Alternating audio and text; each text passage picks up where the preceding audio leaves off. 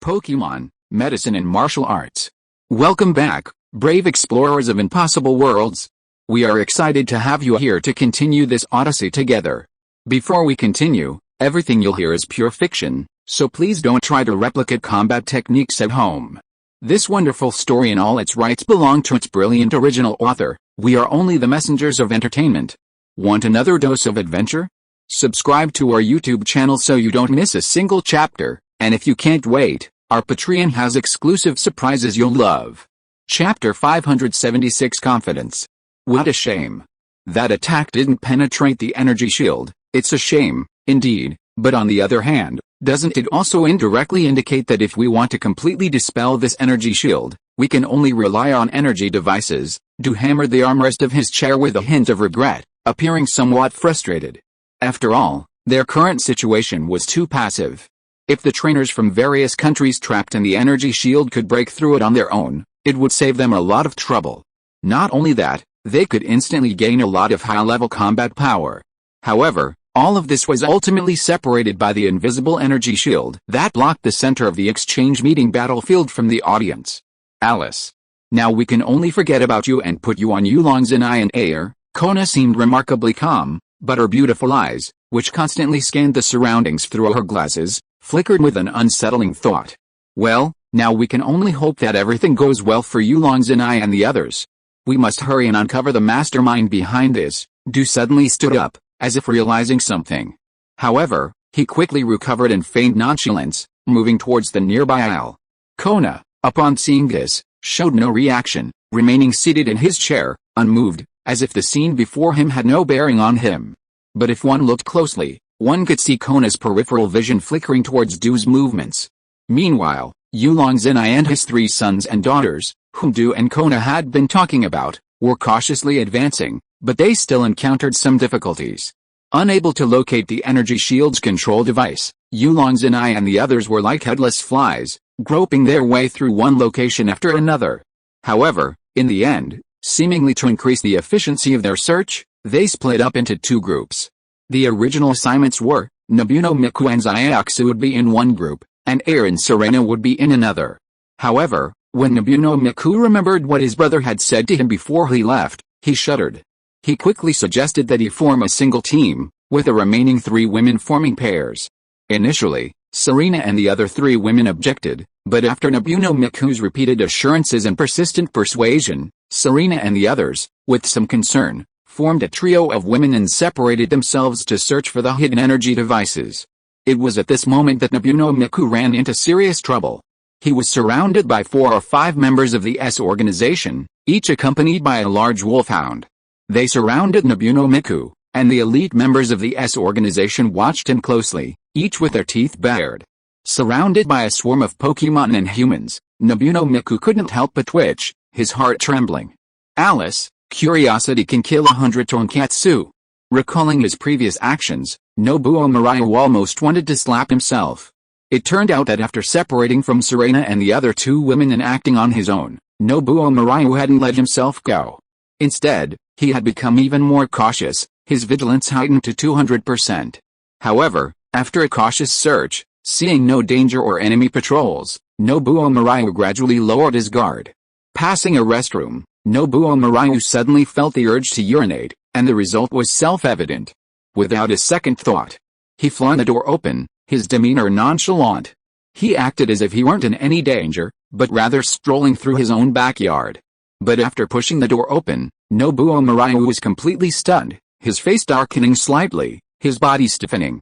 After offering an awkward yet polite smile, Nobuo Marayu instinctively backed away with his stiff legs. But before Nobuo Marayu could close the bathroom door for long, it flung open again. Without giving Nobuo a chance to react, 2 or 3 figures burst out of the bathroom and surrounded him with lightning speed. Faced with this sudden encirclement, Nobuo Marayu was briefly flustered before quickly regaining his composure. He realized then that the forces surrounding him were none other than the S organization, with whom he had previously dealt. Since they were all familiar faces, there was no reason to panic. Even under the stunned gaze of the surrounding elite S organization members, Nobuo Marayu remained remarkably calm as he reopened the bathroom door and walked in. After greeting the remaining S organization members guarding the river, Nobuo Mariya found a toilet stall and began to pay his water bill. After all, no matter how urgent the situation, how could it compare to the most urgent of three urgent matters? After paying his water bill, Nobuo Mariya felt a wave of relief and tidied his trouser pockets. While washing his hands, Nobuo Mariya smiled and nodded at the remaining members of the S organization, who were staring at him in a daze. The S organization members were no pushovers. After the initial attack, faced with Nobuo Mariya's impressive maneuvering, they began to respond. This led to the scene where Nobuo Mariya was surrounded by a pack of large wolfhounds and members of the S organization. It was truly remarkable. Nobuo Mariya was no mere show, he was teetering on the brink of self-destruction. And since Nobuo Mariya was so brazen, even splitting up with Serena and the other three women from the outset, he must have a trump card. And that trump card was the Pokeball that Watery had just given him. This was the reason for his endless suicidal arrogance. As the younger brother of the Dragon Messenger Du, Yulong Zenai naturally knows some of the Pokemon on his brother's body, and it is not an exaggeration to say that he knows them like the back of his hand. Chapter 577 Ultrasonic Larvae Go to War. Gently stroking the Pokeball he just borrowed from his brother, strapped to his waist, Nobuo Mariya wore a calm and composed expression, a blind confidence in his own abilities. The Sonic Larva, possessing both ground and dragon attributes and possessing elite-level strength, was the Pokemon Nobuo Mariya had entrusted to him before his departure. As the younger brother of a Dragon Elite, and a true brother at that, Nobuo Mariya was treated quite differently. The Sonic Larva entrusted to him was arguably one of the most promising Pokemon he had recently captured. Otherwise, it wouldn't have been possible for Nobuo Mariya to have reached elite-level status in such a short period of time. Even the most powerful trainer, if the Pokemon lacked the right talent, all would ultimately be in vain. Although he had yet to formally command Sonic Larva in battle, Nobuo Mariya had met it several times before and was now quite familiar with it. Therefore, he wasn't worried about the ultrasonic larvae not obeying his commands. Big Wolf, the wolfhound's emotional voice echoed endlessly in the enclosed bathroom. As if angry at Yulong Zenai's disregard for them, the roars echoed. For a moment, the atmosphere in the bathroom became extremely oppressive. Little brat, there's a road to heaven, but you refuse to take it. There's no door to hell, but you force your way in. You could have been fine, but I didn't expect you to be so desperate. So, let us grant your wish. Hey, it's been ages since I've bullied a kid, and now I'm really itching to do it. I've bullied everyone, young and old, but never kids. Today I'm going to give them a good beating, so you guys can vent. Yulong Zenai ignored the men's shouting. Instead, he pulled out a handkerchief to dry his hands, his eyes drawn to a stall. It's like searching for gold without any effort. I didn't expect you guys to be so despicable as to put the Energy Shield's energy device in the bathroom stall. Indeed, comparing it to what his brother had described the energy device to him before he left, and considering the sheer number of guards in such a remote bathroom, he realized there were so many. Yulong Zenai was now absolutely certain that the flickering machine in the bathroom stall before him was the Energy Shield's power source. The several S organization members who had been surrounding Yulong Zenai with a fierce, glaring gaze were stunned for a moment, their expressions suddenly changing dramatically. What? How did you know that, kid? You even know about energy devices. Looks like you're up to something. Hurry and apprehend him. We can't let him escape and leak the news back home. The previously peaceful scene suddenly erupted in commotion. Angry roars, shouts, and the growls of giant wolfhounds echoed endlessly in the confined space. It wasn't surprising that they were so nervous. They had previously assumed Yulong Zenai was an uninformed bystander who had stumbled upon the place while desperately trying to urinate. However, Yulong Zenai's words suggested otherwise. The other party was scheming, perhaps even organized. Faced with a heavy siege, Nobuo Uriyu decided not to waste any more words. He knew full well that villains often die from talking too much. He threw the Pokeball. Sonic Wave, the massive figure of the Sonic Larva appeared directly above everyone's heads. Its wings fluttering and sending streams of air blowing downward. Big Wolf, the resulting massive airflow blew the fur of the wolfhounds back, their ferocious mouths gaping open so wide that their gums could be seen. Good boy. You dare to resist? I'll teach you a lesson. As if sensing a provocation, the elite members of the organization, one by one, tried to stand in the center, shouting at Nobuo Uriyu. Big Wolfhound, use Ice Fang. Big Wolfhound, use Fire Fang. Big Wolfhound, Use Thunder Fang, Big Wolfhound. Commands were shouted one after another, as if they were afraid of the consequences of being late. Haha, great. I was just worried I'd run out of people to unleash the power of the ultrasonic larva so we could have a good fight. I didn't expect to get a pillow right after I dozed off. Just make the storm even worse. Dragon Nabuno appeared incredibly excited, his once fair face flushing crimson with excitement. Use ultrasonic larva, earthquake, then dragon breath. Fortunately, for some reason, when the Alliance staff built this exchange venue, they'd enlarged each bathroom to at least the size of 1.5 battlefields. Otherwise, let alone supporting the upcoming battle, the Pokémon wouldn't even fit in. If this had happened in an ordinary bathroom, it would have exploded before it even began. As ultrasonic larva's earthquake user emerged, the entire enclosed bathroom shook. The energy devices within the cubicles even creaked in the tremors. Because the big wolfhounds didn't have the ability to fly, and because of the limited space, they couldn't dodge and were hit hard by the earthquake skill. One by one, they let out painful howls amidst the shaking of the earthquake. But before they could react, an even more violent energy surged towards them. This was clearly one of the dragon-type skills, Dragon Breath. Because I hadn't completely recovered from the earthquake skill, a group of big wolfhounds were hit hard by the Dragon Breath skill again. Suddenly, one by one, they flew out, some smashed into the bathroom wall, while others were smashed into the cubicle. Some of the more unlucky members of the S organization were even knocked to the ground by their own big wolfhounds, groaning in pain. Wahoha, is this all you have? You are really too weak. Chapter 578 Moon Elf. If that's all you have, and you still dream of catching me, I advise you to go back home and get some sleep.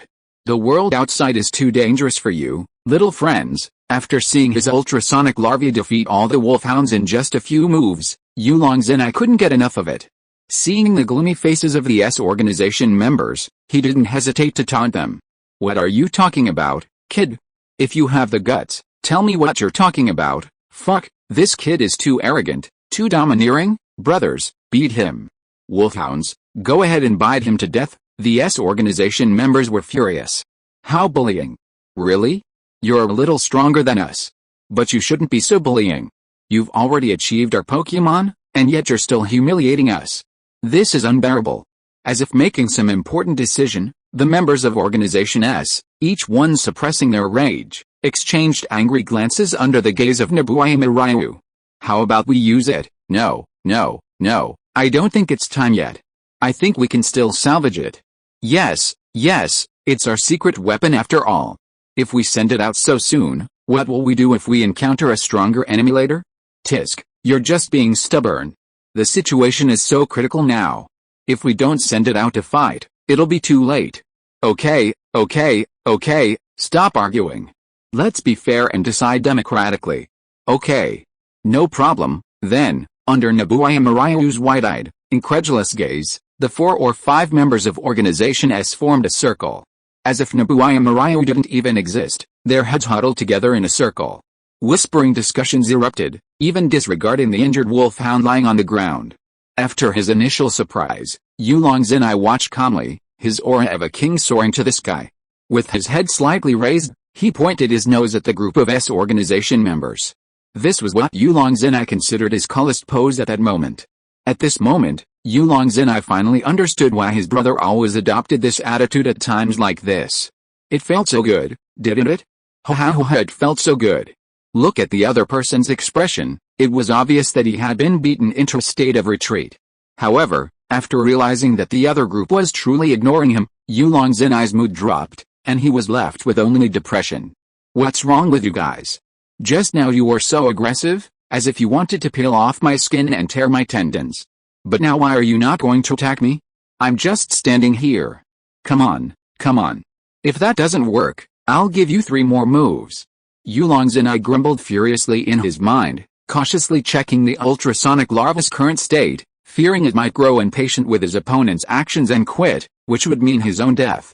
What's going on?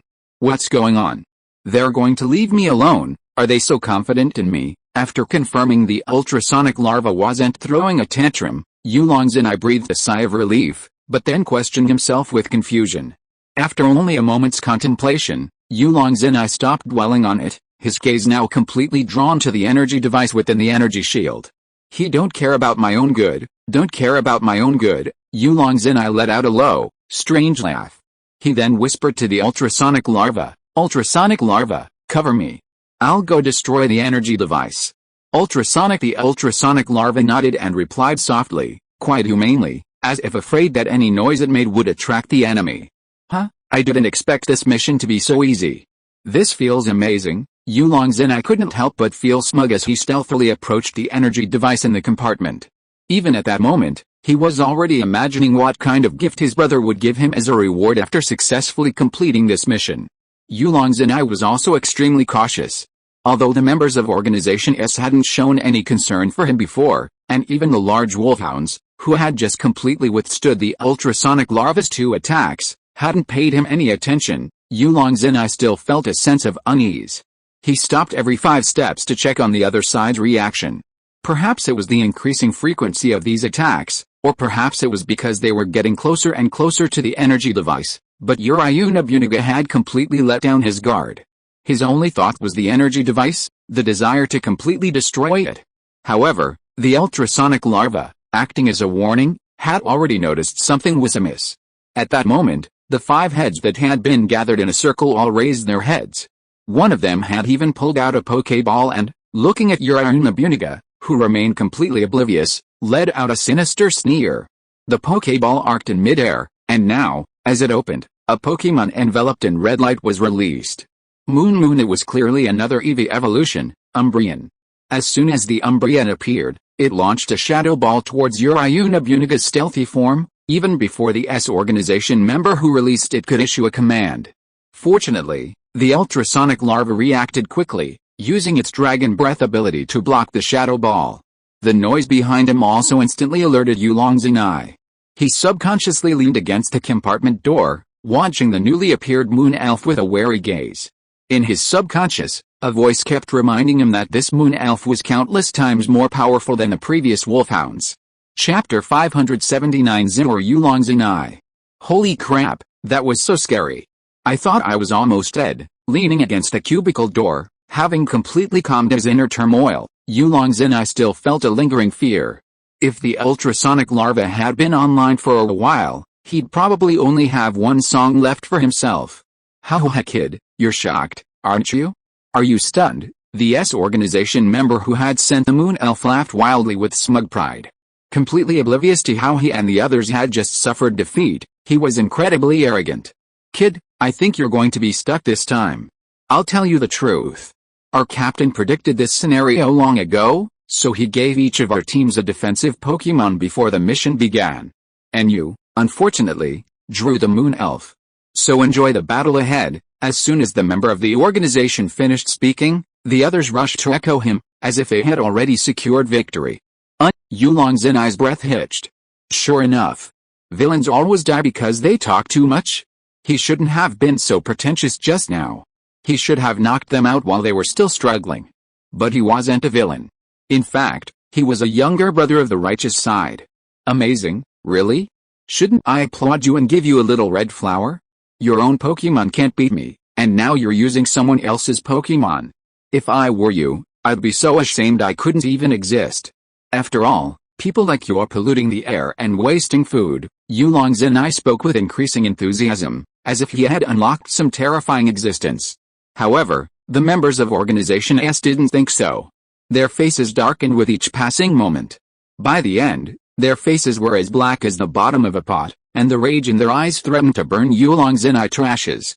Moon Elf, go ahead and teach him a lesson. Moon Elf, tear him to pieces. Moon Elf, quickly unleash your ultimate move and reduce him to ash. The members of Organization S rushed to issue orders. Listening to the buzzing of flies around her, Moon Elf shook her head in annoyance, the red light in her eyes growing brighter. Her eyes, filled with cold and murderous intent, glared back at the still raging members of Organization S. The threat imbued in her gaze was undeniable. The members of Organization S fell silent. Each one of them was like a Siddiq being strangled, unable to utter a single sound. The look in Moon Elf's eyes was truly terrifying, a chilling feeling that sent shivers down her spine. I'm so sorry. I'm so sorry, Lord Moon Elf, this is our fault. Please forgive us." Only then did the members of Organization S realize what was happening. Yes. Don't underestimate this moon elf, they just released it. But it's not actually their Pokémon. Strictly speaking, it even holds a higher status than them. There's no way around it. Don't be fooled by the fact that they're elite members and seem incredibly powerful. In reality, they're just more intimidating than the regular members. In the eyes of the bigwigs in their organization, they're just more powerful cannon fodder. They gave this moon elf to them simply in case something unexpected happens during the mission. For example, in this situation, they could keep it to calm things down. Besides, if the moon elf is in a good mood, it's fine to obey their orders. But now, they're being bossed around like this, and it really annoys them. What are you whining about? A bunch of weaklings dare to tell me what to do. How dare you point fingers at me? Wait until I defeat this stinking bug before me, and then I'll give you a good beating. Ignoring the group of S organization members begging for mercy, Moon Elf looked back at the ultrasonic larva before him, his body slightly tense, ready to attack at any moment. "Hiahaha, I can't hold it anymore, this is killing me." They have no talent, no ability, and yet they're still showing off. They're getting humiliated. Upon witnessing the scene, Yulong Zinai initially chuckled, but then he couldn't help but burst out laughing. He clutched his stomach, bent over, and pointed at the S organization member across from him with an exaggerated smile. How could they both be using other people's Pokémon in battle, yet the treatment between the two sides was so different? Although Yulong Zinai had to consider the ultrasonic larva's mood, he could still issue the most basic orders. Looking at the other side, even after facing the Moon Elf, everyone had to be cautious, fearing that the Moon Elf would get upset and beat them up. The more he thought about it, the more proud Yulong Zinai became, and by the end, he couldn't stop feeling excited. This scene left the members of Organization S utterly furious, each one gritting their teeth. But the situation was overwhelming, forcing them to swallow their anger. "So what? Are you mad? Do you want to hit me? Go ahead and hit me, I'll just stand here. If you move, I lose." Yulong Zinai raised his thick eyebrows, looking smug. He wished someone would pick up a size 36 shoe and slap it on his size 32 face. But after waiting for a long time, the other party still didn't move. The two Pokémon ignored Yulong Zinai, staring at each other with dangerous eyes. The atmosphere was extremely tense, almost like it was about to explode. Supersonic Wave Moon. The two Pokémon stared at each other, the atmosphere tense and tense, the anger rising from each other endlessly. Seeing this, Yulong Zinai finally stopped being so reckless and quickly suppressed his suicidal expression. His hands had already silently reached for the Pokéball belt around his waist. After all, judging by the situation, the sonic larva probably didn't have the energy to protect itself. After all, the Moon Elf across from him didn't look like someone to be trifled with. "Hey, guys, go ahead. That sonic larva across from him is already struggling." If you are listening to this novel on a channel other than Fanfic World, it means it was downloaded and re-uploaded without effort. We warmly invite you to visit our channel, Fanfic World. There you will find the original version of this story and many other novels of various genres. We look forward to seeing you dive into a world of incredible novels. Chapter 580 Energy Device Destruction 1. Haha brothers, now is a good opportunity. Seeing them so arrogant, we were planning to return the favor. God bless me, Big Wolfhound, get up now. Stop playing dead. This is a golden opportunity for revenge. Go. Tear them apart. Seeing the Moon Elf's attention no longer on them, the members of Organization S also noticed the unfavorable atmosphere against Yulong Zinai and resumed their previous arrogant demeanor. They were either cracking their knuckles or shaking their heads to warm up, their faces varied. But one thing stood out, when they looked at Yulong Zinai, their malicious expressions were undisguised. "Ha ha ha. A bunch of defeated men, let the storm come even harder. I'm not afraid." As if to embolden himself, Yulong Zinai roared with a powerful aura. But his trembling legs were completely at odds with the scene before him, a lone hero. "Come out and fight." Salamander, Gyarados, Nobuoyuji unleashed his two most powerful Pokémon in one breath. Initially, Nobuoyuji even considered sending out his own sonic larva. After all, after the sonic larva's recent dominance, wouldn't it be even more intimidating if he sent it out now? But when he thought of the disparity in power between the two sonic larvae, Nobuoyuji could only shake his head and sigh, a look of resignation on his face. Forget it, he decided to put his emotions aside. He believed Salamander and Gyarados could handle the large wolfhounds before him. He hoped his brother would appreciate any gift he left for him. After all, they were among his most powerful Pokémon. Axolotl, use Dragon Breath. Gyarados, use Water Cannon. Large Wolfhound, use Thunder Fang. Large Wolfhound, use Ice Fang. Large Wolfhound, use Fire Fang. As the S organization members continued to speak, the large wolfhounds, which had been lying on the ground groaning in pain, began to rise one after another. Although some of them moved with considerable bruising, it was enough to face the Axolotl and Gyarados, which now lacked the power of the ultrasonic larvae. Gyarados, Axolotl, you two hold on. I'll go destroy the energy device, Murayunobuno instructed softly, his eyes occasionally glancing at the nearby cubicle. He finally remembered his mission.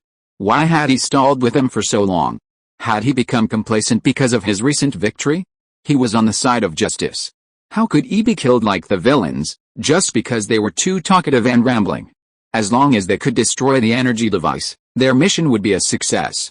The adults in Organization S reacted remarkably quickly, watching as Yulongs and I periodically glanced toward the cubicle.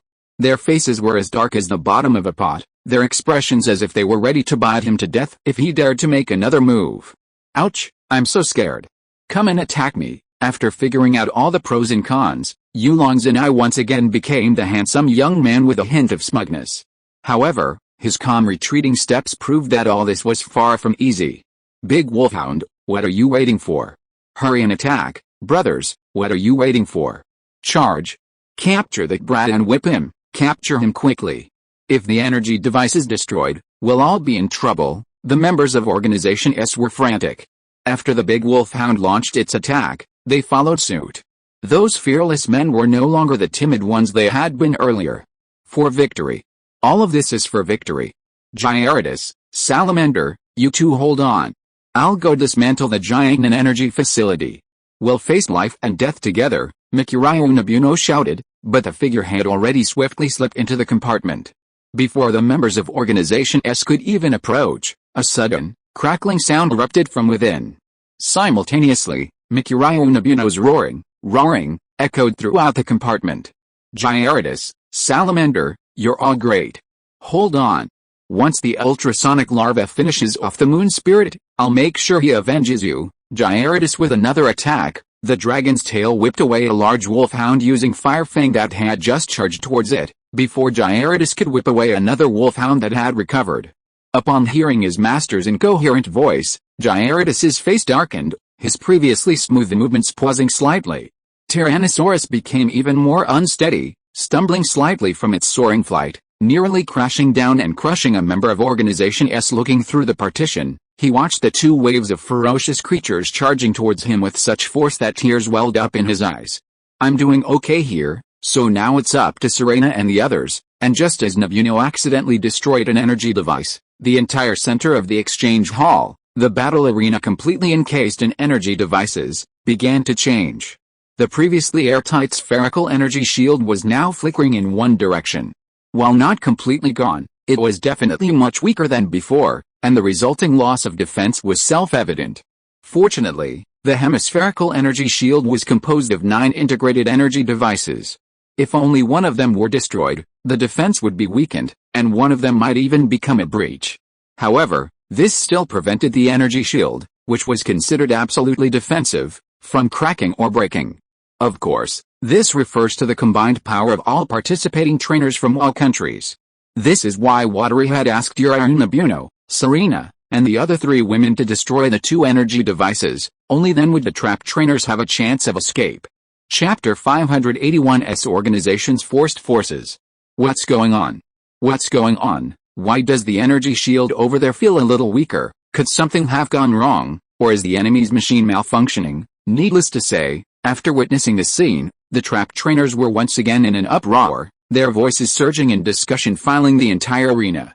Naturally, this scene was also noticed by Watery and Kona.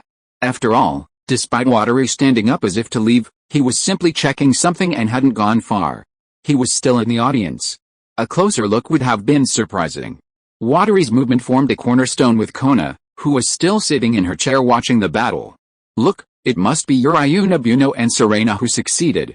But judging by the extent of the energy shield, they only destroyed one, not two as planned. It seems they need to keep working hard. Watery paused, arms folded across his chest, observing the energy shield's failure not far from him. But the smile on his face couldn't be concealed. Though he kept promising to keep trying, a look of satisfaction was already evident on his face.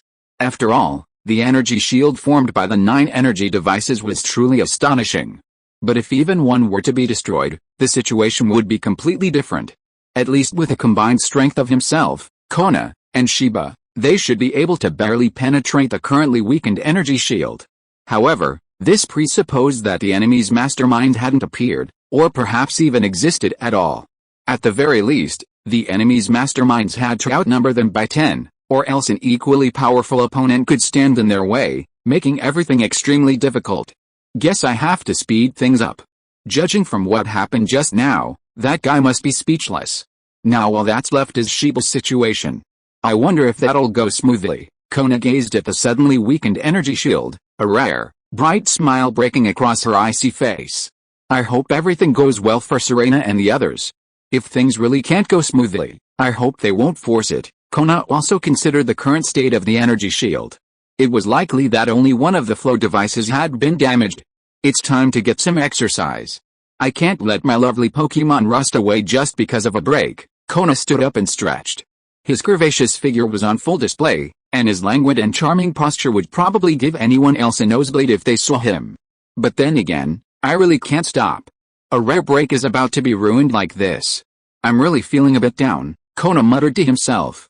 Although his tone was a little lazy, the sight of the scene was truly chilling. It was the unique aura exuded by the Ice King. His gaze shifted in a certain direction, and coincidentally, the gaze of the figure turning back met, and a spark of emotion erupted. Meanwhile, at the other end of the forum, from a position offering a clear view of the entire auditorium and the highest point in the venue, Kuang, what's wrong? Xiu Tucker glanced at him curiously, unable to understand why. Ever since that initial glance, he'd been completely stunned. Nothing. I just felt like we'd been discovered, like someone was watching us. Oh. How is that possible? Following Tucker's prompting, Xiu Tucker subconsciously glanced around, his eyes scanning the area, as if hoping to find the aberrations Tucker had mentioned. No, nothing's wrong. Are you being overly sensitive? Xiu Tucker rubbed his head, a little doubtful.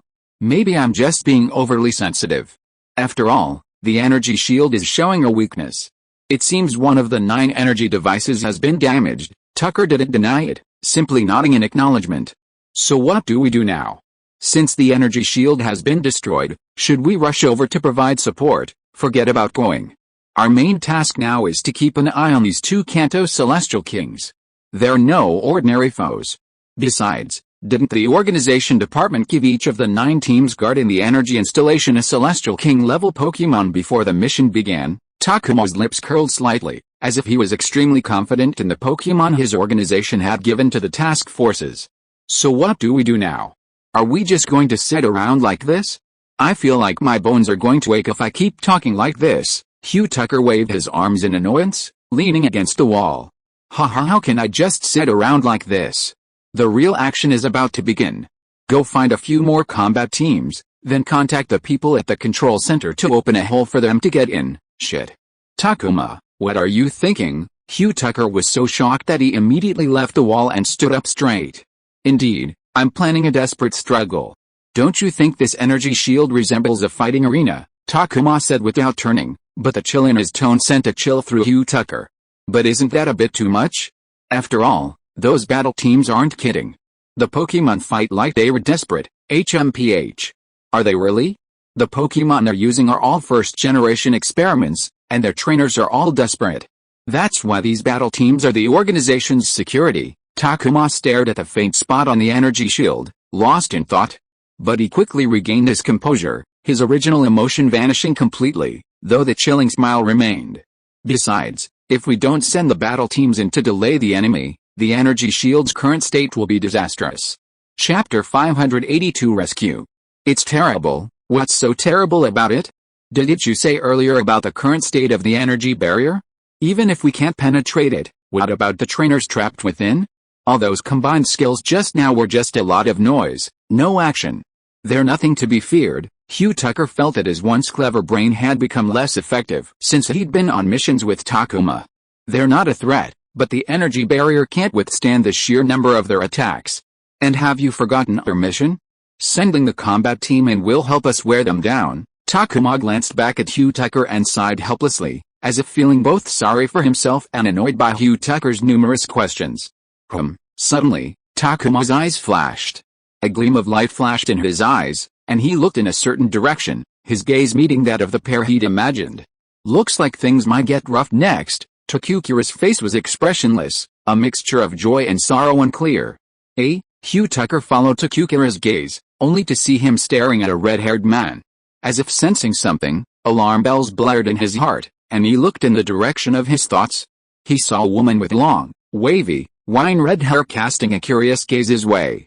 However, her aura was completely different from what she projected, filled with a chilling, icy air. Even though the two men were now nearly 100 meters apart, with countless obstacles in between, they couldn't stop the chill emanating from Hugh Tucker's heart. Oh my God. I didn't expect that woman to find us even after hiding so discreetly and carefully. Why hasn't the reinforcements arrived yet? If they don't, this mission is probably doomed. Haha, you're still thinking about reinforcements now? I guess those reinforcements you're so obsessed with are already engaged with some guys. Takukura rolled his eyes in annoyance. At this hour, Xiu Tucker still thought there would be follow-up troops to support them. What a pipe dream. They were lucky they hadn't been surrounded. To have such a ridiculous idea, I wonder how this guy got the same honor as me as the captain of the 8th Division. At this moment, outside the exchange venue, Fangsu Mountain in Fangsu Town truly lived up to its name. The exchange venue was warm as spring, while outside it was a heavy snowfall. Yet, even in such weather, a faint figure could be seen moving within. If the fog that obscures vision were removed at this time, then one could clearly see that these figures were divided into two teams. They were now facing each other, and the atmosphere in the field was extremely tense, giving the illusion that it was about to ignite. If an outsider were present at this moment, they would definitely feel that although the weather was cold, there was actually a hint of warmth in it. Hey, let me tell you, Caroline, I advise you to leave as soon as possible. Otherwise, if something unexpected happens to the contestants in the exchange venue, it won't be our fault. One of the figures, wearing a white down jacket and a scarf, wrapped himself tightly from head to toe, raised his hand and pointed at the leader of the group opposite him. Do you think your threats will work on me? On the contrary, you, Organization S, are truly audacious, blatantly disrupting the exchange meeting and even imprisoning the contestants.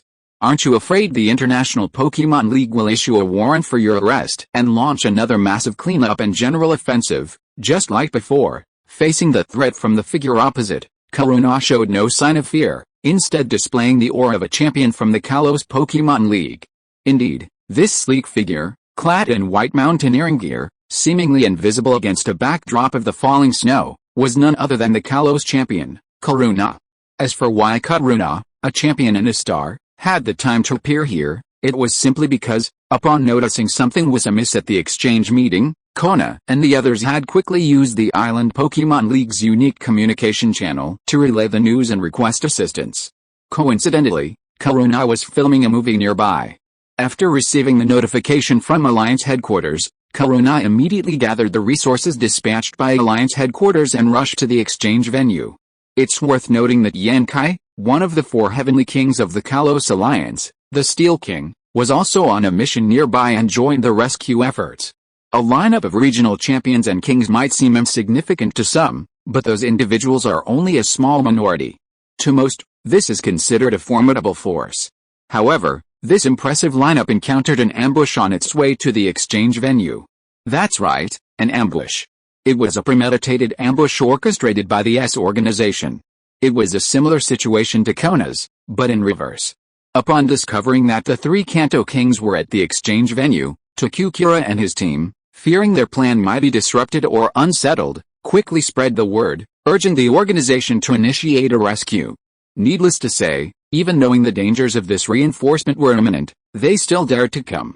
They were definitely no ordinary members of the S organization. In fact, the strength of this reinforcement was even greater than that of Takukura and Xiu Tucker. After all, from the beginning until now, This single figure had been the only one confronting them. Beyond this, there was another premise. This exchange meeting was held in high regard by not only the Kalos region's Pokémon League, but also the entire island nation's Pokémon Federation.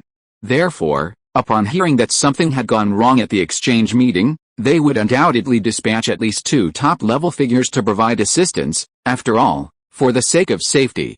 Chapter 583 Arrogance. Why did Kaluna and Yenkai arrive so quickly? And they happened to be right next to the exchange venue.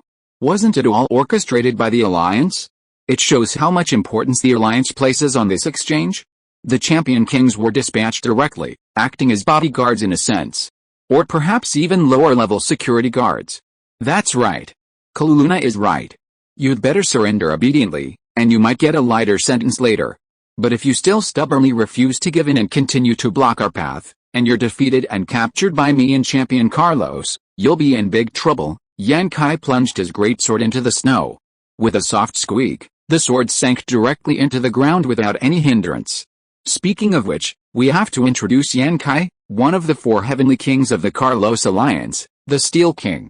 Clad in a full suit of medieval European knight armor, he exuded an air of immense weight, yet a sense of unrivaled ferocity. Simply standing there, he exuded an aura of unstoppable force. The surrounding snow and wind seemed to fear his presence, tending to scatter to the sides whenever it blew past him. Oh, really? I wonder if you, the champions and kings of the Kalos League, are so overconfident or arrogant? You're so sure you can defeat me, subjugate me. Though the snow and wind blocked their view, Kaluna and Yenkai couldn't clearly see the expression on the figure's face. But the frivolous and arrogant tone of his voice couldn't be masked. From your tone, you sound like a big shot. Haha, to be frank, you're organizing such an evil organization. Are there any more powerful beings than us, the champions and kings of the league? Yenkai curled his lips in disdain.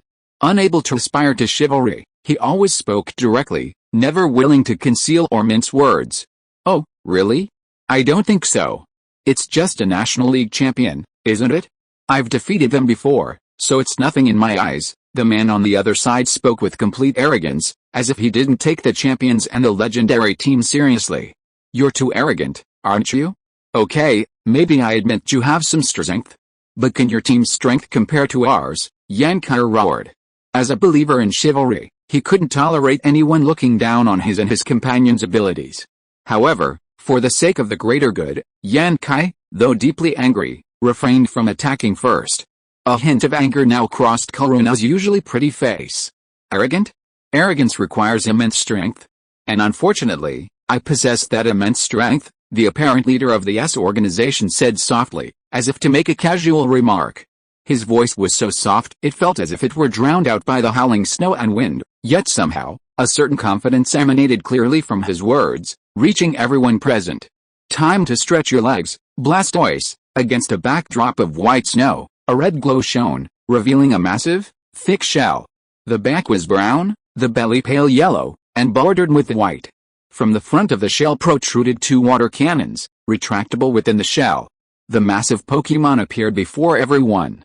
Water blade from Blastoise's center, an invisible aura radiated outward. The surrounding snow and wind seemed to be influenced by this aura, daring not to approach. It's Blastoise. Not only that, this Blastoise feels incredibly high level, no need to feel it. This Blastoise's level is at least comparable to my Gardevoir and the others. Kalun gave a more precise and accurate answer, her expression becoming extremely solemn. One slender hand had already grasped a Pokéball, while the other reached for a multicolored bead around her neck, resembling a jewel necklace. Blastoise, this is the final evolution of the starter Pokémon Squirtle, one of the Kanto region's 3 starter Pokémon. For some reason, each region's starter Pokémon has its own unique characteristics. Take the Kanto starter Pokémon, for example. With the exception of Charizard, Charizard's final evolution, which possesses my dual stats of flying, Venusaur and Blastoise all have single stats. But that's not the most important thing. The most important point is that, with its wings, Charizard is the most maneuverable of them all, and its attack power is also astonishingly high. But without their flying-type aerial combat abilities, Venusaur and Blastoise, while lacking their mobility advantage, their defensive and offensive power made them practically mobile turrets. As long as they weren't fatally wounded, I told you. They could just point and shoot wherever they pointed. This was exactly what troubled Kirino the most. After all, while he was battle-hardened, that experience paled to insignificance when he reached their level. Every trainer had their own unique style of fighting Pokémon, making it difficult to defend against them. Sending out a power-type Pokémon like Blastoise? That's just what I want. Let's have a knight versus knight battle. Yankai, after his initial surprise, quickly regained his composure. He pulled a key out of the snow and pointed it at the leader of the opposing organization. Yankai's action startled the members of the opposing organization, who thought he was planning a direct fight. Everyone reached for the Pokeballs at their waists warily, while some even raised the wooden sticks in their hands. However, the leader of the organization seemed to be exceptionally calm, as if he was not moved at all. He even smiled after seeing Yankai's actions. Haha, a battle between knights. I think you are out of your mind, King of Steel? I ask, are you worthy? This arrogant remark immediately made everyone present change their expressions, of course, including a small number of organization members. At this moment, even Karen was a little surprised. The person opposite was too arrogant. What kind of identity was he? Chapter 584 Snow Leopard. After all, their recent conversation had offended the armored, beautiful woman across from them. She was the current champion of the Kalos League and one of the 4 Heavenly Kings. Due to her status, some members of Organization S rarely encountered this leader, and thus were seldom aware of his identity. Of course, some of the more powerful and influential members knew about the situation, and thus appeared remarkably calm. They even acted as if it was a matter of course after hearing the leader's words. This unperturbed demeanor immediately irritated Yankai, the Steel-type king of the righteous side. Even Yankai, despite his excellent character, would have been unable to tolerate the constant provocations. Furthermore, he was one of the 4 Heavenly Kings of the Kalos Regional League, so his status and position were undoubtedly significant. Furthermore, his pride and chivalry, not to mention the power of his Pokémon, was a factor. He was a 5th-level Grandmaster himself, and if he hadn't been so cautious, he would have rushed over and given the man a beating. Wait, don't be impulsive. This might be a conspiracy. Karuna was relatively patient, even though he was furious. However, he was hesitant to act rashly without knowing the enemy's true situation. After all, their rescue mission was too important to allow for even a moment's mistakes. The leader of the organization across from him continued to smile calmly. His face showed no emotion, and he wasn't at all frightened by the massive sword pointed directly at him. Tell me, who are you? I don't know all 8 captains of the organization, but I'm familiar with them. But I have no memory of you at all. Karuna's tone was now somewhat aggressive, and her gaze was sharper than ever as she stared directly at the leader of the organization across from him. I'm so tired. I'm so tired you're so rude. Beautiful Karuna, you actually said you don't know me. I'm so sad. But, it's true, just as you said, we seldom interact with each other. So allow me to reintroduce myself. I am Snow Leopard, the water deity and the leader of the 8 captains of the organization. The man who led the organization, whose name was Snow Leopard, had lost his previous arrogance and instead appeared to be exceptionally gentlemanly. He bowed politely to the person who had just glared at him, with the same smile on his face. What, you are actually the strongest of the 8 captains of the organization? Although Snow Leopard was calm and composed, Karuna and Yankai were completely shocked. Compared to national and regional Pokémon leagues, the internationally notorious evil organization, Organization S, boasts a far greater reputation. Consequently, its prominent figures, aside from their top bosses and a few special members, are renowned for their 8 captains, each of whom commands such prestige that even weaker national Pokémon leagues are hesitant to challenge them.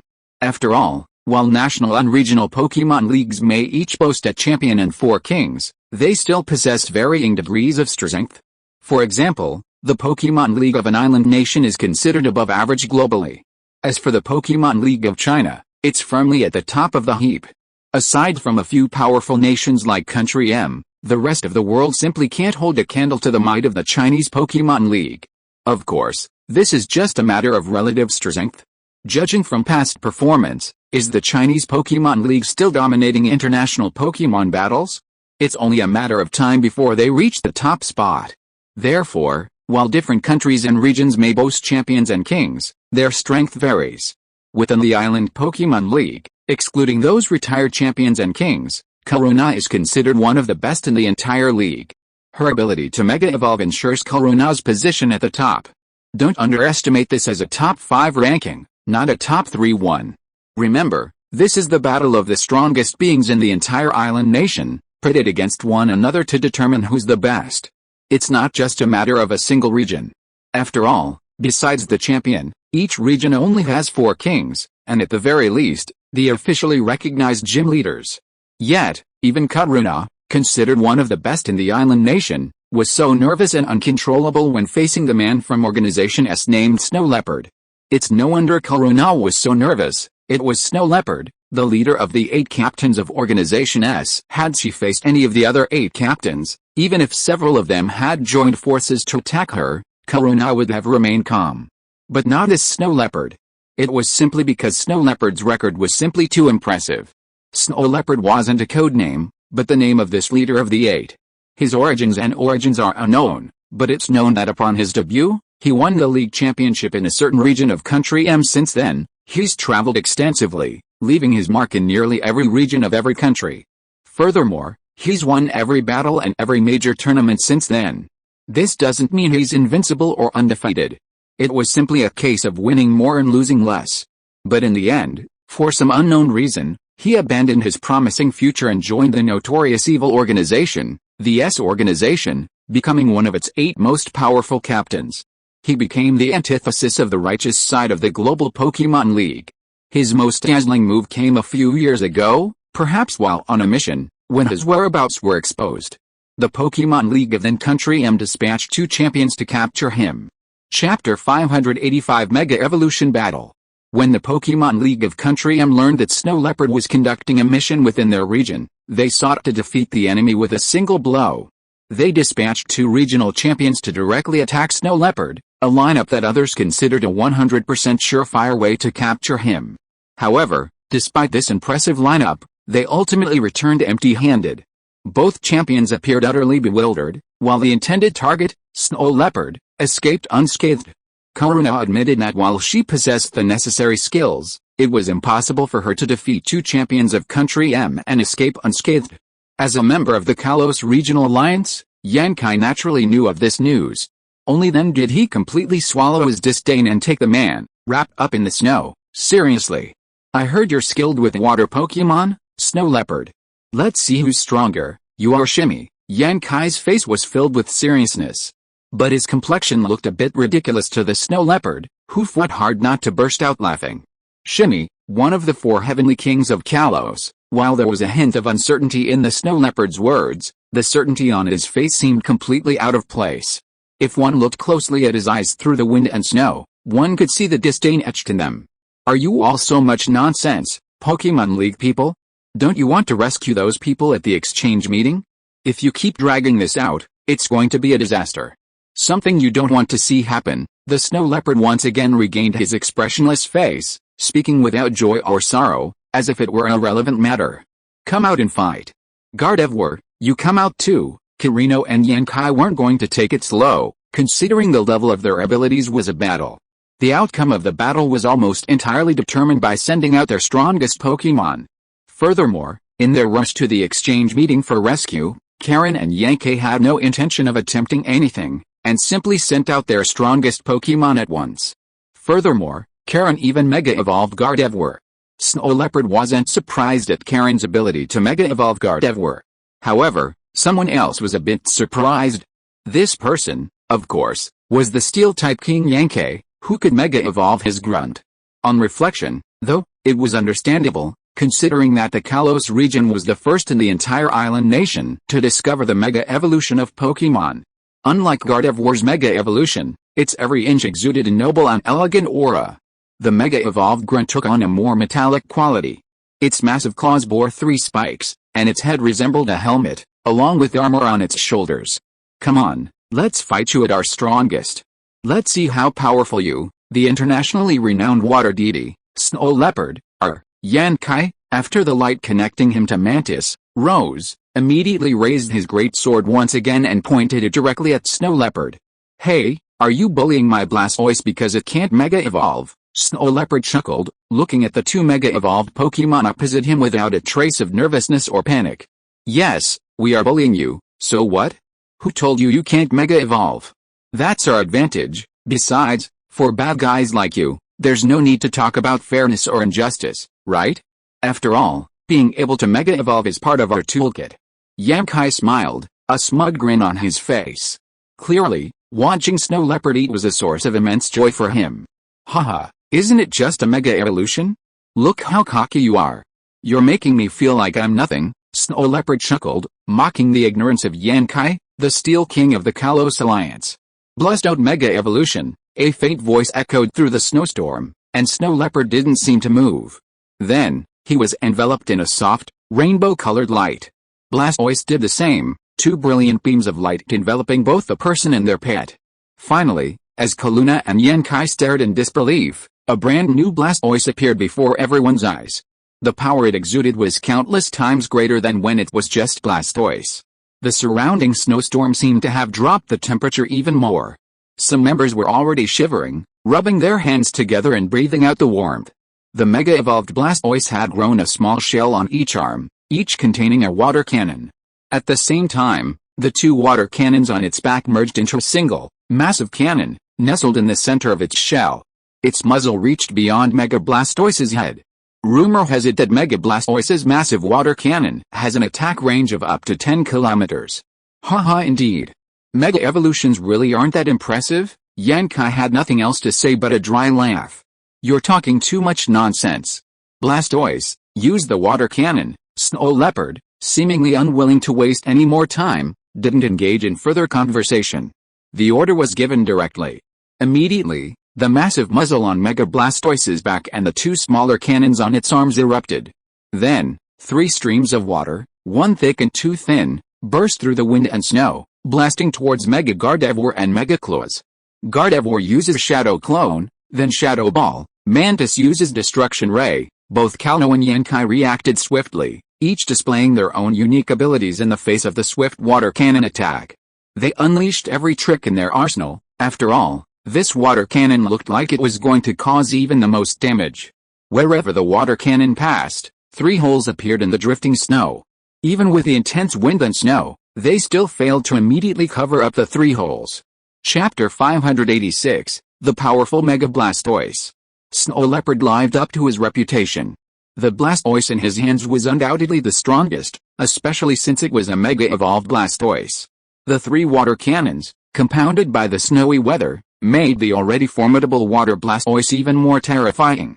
In such low temperatures, even the water cannons from his abilities showed signs of freezing, with scattered ice crystals coating them. This added a sharp edge to the water cannons, and at that moment, the air seemed to crackle as if unable to withstand the force. However, Mega Gardevoir and Mega Claws were no match for them. Orange-yellow energy beams charged directly at the water cannons. Mega Gardevoir even conjured up shadow clones that spread out in all directions, completely enveloping them. Shadow balls gathered in its hands, and while Destruction Beam and Blastoise clashed, it unhesitatingly blasted them directly at Mega Blastoise. Facing a barrage of shadow balls from all directions, Mega Blastoise lived up to its reputation as a turret. Beyond its offensive power, its defense was also terrifyingly impressive. Due to its water cannon ability, Mega Blastoise was at a point where its strength had waned and new energy was yet to be regenerated, leaving it with absolutely no time or opportunity to react. Faced with such a dangerous situation, Blastoise immediately unleashed its turtle Pokémon instincts. When faced with danger, it immediately deployed its indestructible shell for defense. Empowered by its Shadow Clone, Joan bombarded Mega Blastoise's shell with powerful Shadow Balls. Amazing defense. True to Mega Blastoise, watching the Shadow Balls bombard its shell, even after the snow and smoke from the explosions had cleared, the shell remained pristine. Kalno and Yankai were at a loss for words for a moment. After all, while most of those Shadow Balls were fake artifacts condensed by the Shadow Clone Jutsu, the strength of the real ones was still quite impressive. But Mega Blastoise, lying in the snow, curled up in its shell, acted as if nothing had happened. The most infuriating thing was that even after the Shadow Ball bombardment, Blastoise, previously huddled inside, would occasionally poke its head out. This scene was extremely provocative from every angle. Even Mega Gardevoir, with its elegant and serene pale blue demeanor, felt just like Mega Claws earlier, unable to bear it. Without waiting for Kalno's command, Purple light emanated from her eyes, and an invisible telekinesis lifted Mega Blastoise, still curled up in its shell, into the air. Meanwhile, Mega Claws had fully recovered from the paralysis caused by the destructive death ray. Its thin wings fluttered gently on its back. A flash of red light emanated, like a flash of red lightning. With incredible swiftness, the giant claws on its right arm glowed with light as it unleashed a powerful bullet punch. Just as it was about to drop the immense weight, allowing Mega Claw to finish it off, the snow leopard, silent for a long time, finally spoke again. Blastode, stop playing around. Use high-speed spin. Hoisted into the air by telekinesis, Mega Blastoise, still curled up in its shell, heard its trainer's command and its entire shell spun like a spinning top. If it weren't for its shape and size, it would have resembled an airplane propeller. Of course, it wasn't flying upwards, but falling.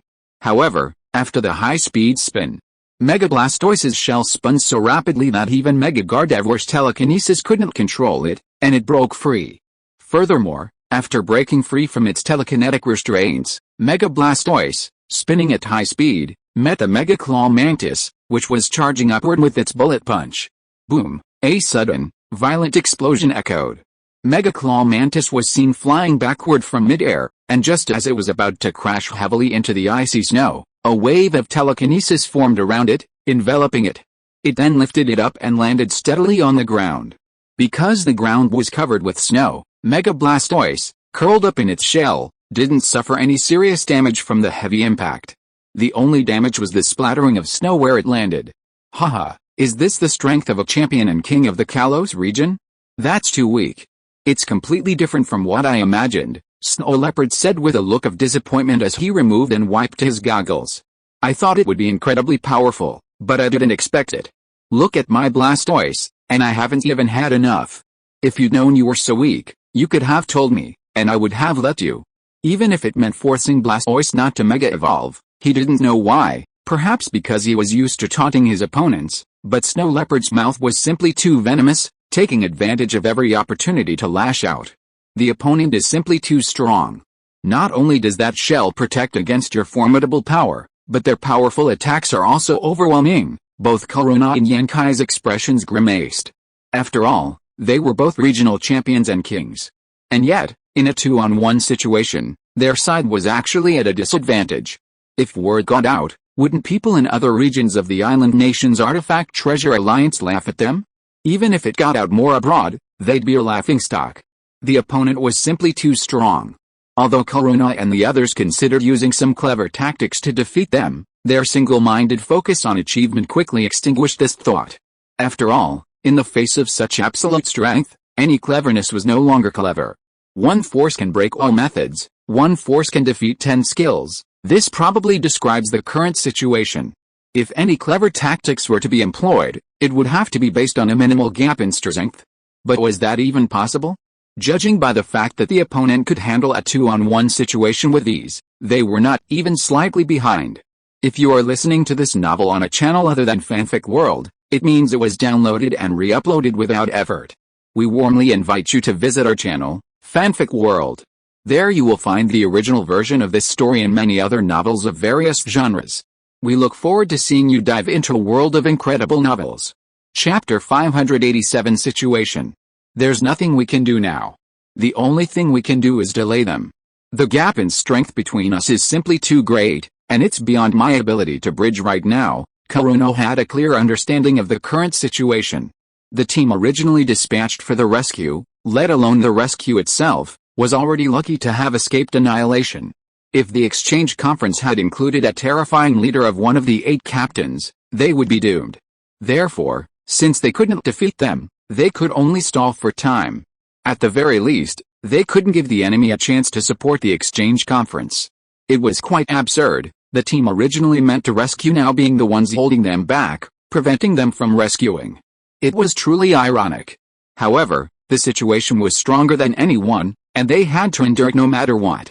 While they weren't sure they could defeat the snow leopard before them, Corona and her team were confident they could stall for time. After all, having reached their level, their strength was immense. But it is very difficult to get rid of the opponent easily. After making up his mind, Caronano gave up the original idea of attacking. Instead, he cooperated with Yankai. Although Yankai advocates the spirit of chivalry, it does not mean that he is stupid and stubborn.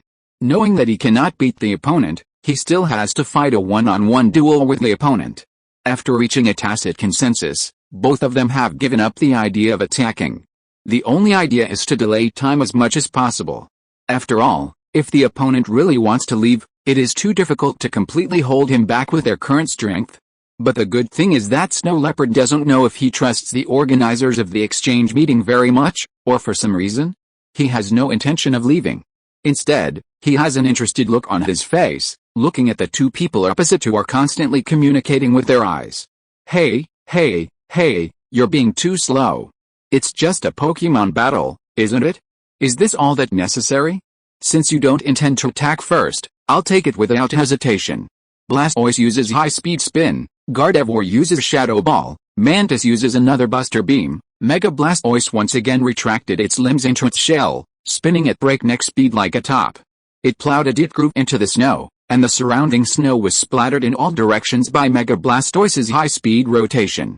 The originally falling snow, before even touching Mega Blastoise, was scattered to the side by the air currents generated by the rotation. Mega Gardevoir and Mega Mantis were no pushovers either. Mega Gardevoir, in particular, fired Shadow Balls like free money, launching them one after another at a breakneck pace, with such speed that it didn't even require any concentration. Shadow Ball after Shadow Ball pelted Mega Blastoise's rapidly spinning shell. While the damage to Mega Blastoise was minimal in this state, it couldn't withstand the sheer number of enemies. Especially, perhaps by coincidence, Mega Gardevoir's Shadow Balls always landed on a single spot on Mega Blastoise. As small amounts accumulated, even tiny amounts of damage accumulated. Especially later, with Mega Gardevoir providing a brief distraction, Mega Claw's time-destroying energy gathered ever greater power. Finally, as if unable to bear it any longer, Mega Claw's two giant claws, now metallic in texture after their full Mega Evolution, suddenly unleashed a beam of orange energy, hurling it straight at Mega Blastoise. And so, with a powerful destruction beam, Mega Blastoise's relentless advance finally came to a halt. You're quite capable. But if you think you can hold me back like this, you're being naive. Snow Leopard's next words caused both Kanto and Yankai's faces to change drastically. The other party had clearly seen through their subtle intentions. I don't think so, Kanto said with forced composure, determined not to lose to anyone in terms of momentum. I'll show you a true social beating. Blastoise, use Rocket Headbutt. While the others were chatting, the paralyzing effect of Mega Mantis's destruction ray had worn off. Yankai, therefore, gave his orders without hesitation. If you want to knock us down, get past me first. Mantis, use Alloy Claws and Bullet Fist to block it. Gardevoir, use Illusion Beam, then Shadow Ball. Yankai, a true chivalrous man, in this situation, even though Kanto was already more powerful than him, out of a sense of grace, he placed his Mantis on the front line, acting as the primary shield.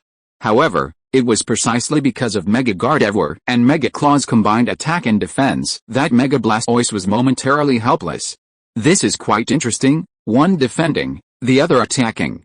This is really a bit tricky. Snow Leopard stroked his chin, watching the increasingly intense battle before him with a smile on his face. Thus, the team that was originally supporting had become the one delaying the enemy. And the team that was originally ambushing and delaying their teammates had become the one being intercepted. Meanwhile, those on both sides of the exchange meeting were unaware of the events unfolding outside the venue. Each was still awaiting rescue. However, as time dragged on, more and more people became aware of something amiss. However, since the S organization now controlled most of the venue, including all the entrances and exits, some who had seen signs of the situation and tried to escape were intercepted. That's not all. All the members of the S organization, whether elite or ordinary, are dedicated to snatching other people's Pokemon. They grab Pokemon whenever they see one, and if they don't give it to them, they use force to snatch it. Chapter 588 Ironclad Shell. But who doesn't have a Pokemon these days? What young person doesn't dream of becoming the ultimate Pokemon Master? What young female trainer doesn't fantasize about taking their Pokemon to the world stage? In this era, people and Pokemon have long been inseparable. With the exception of a few radical individuals, most people now consider their Pokemon like friends or family. So, when faced with the threat of their Pokemon being taken away, How could these Pokemon trainers not rise up in resistance? Faced with a seizure by members of the organization, trainers and Pokemon wouldn't sit idly by. Each one rose in resistance. They had long since cast aside any fraternal aura, their sole remaining desire being to completely defeat the enemy, to protect their comrades and family, and to bring them home once again. Battles, not fierce but intense, unfolded in every corner of the exchange venue. Pokemon of all kinds, even those rarely seen in some areas, were everywhere. Furthermore, some members of the S organization, upon seeing a rare Pokemon, would conspire with their companions, abandoning less valuable Pokemon in favor of the rarer ones.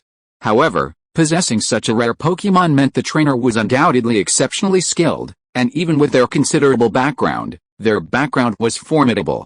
After all, rare Pokemon weren't just some cabbage you could easily catch.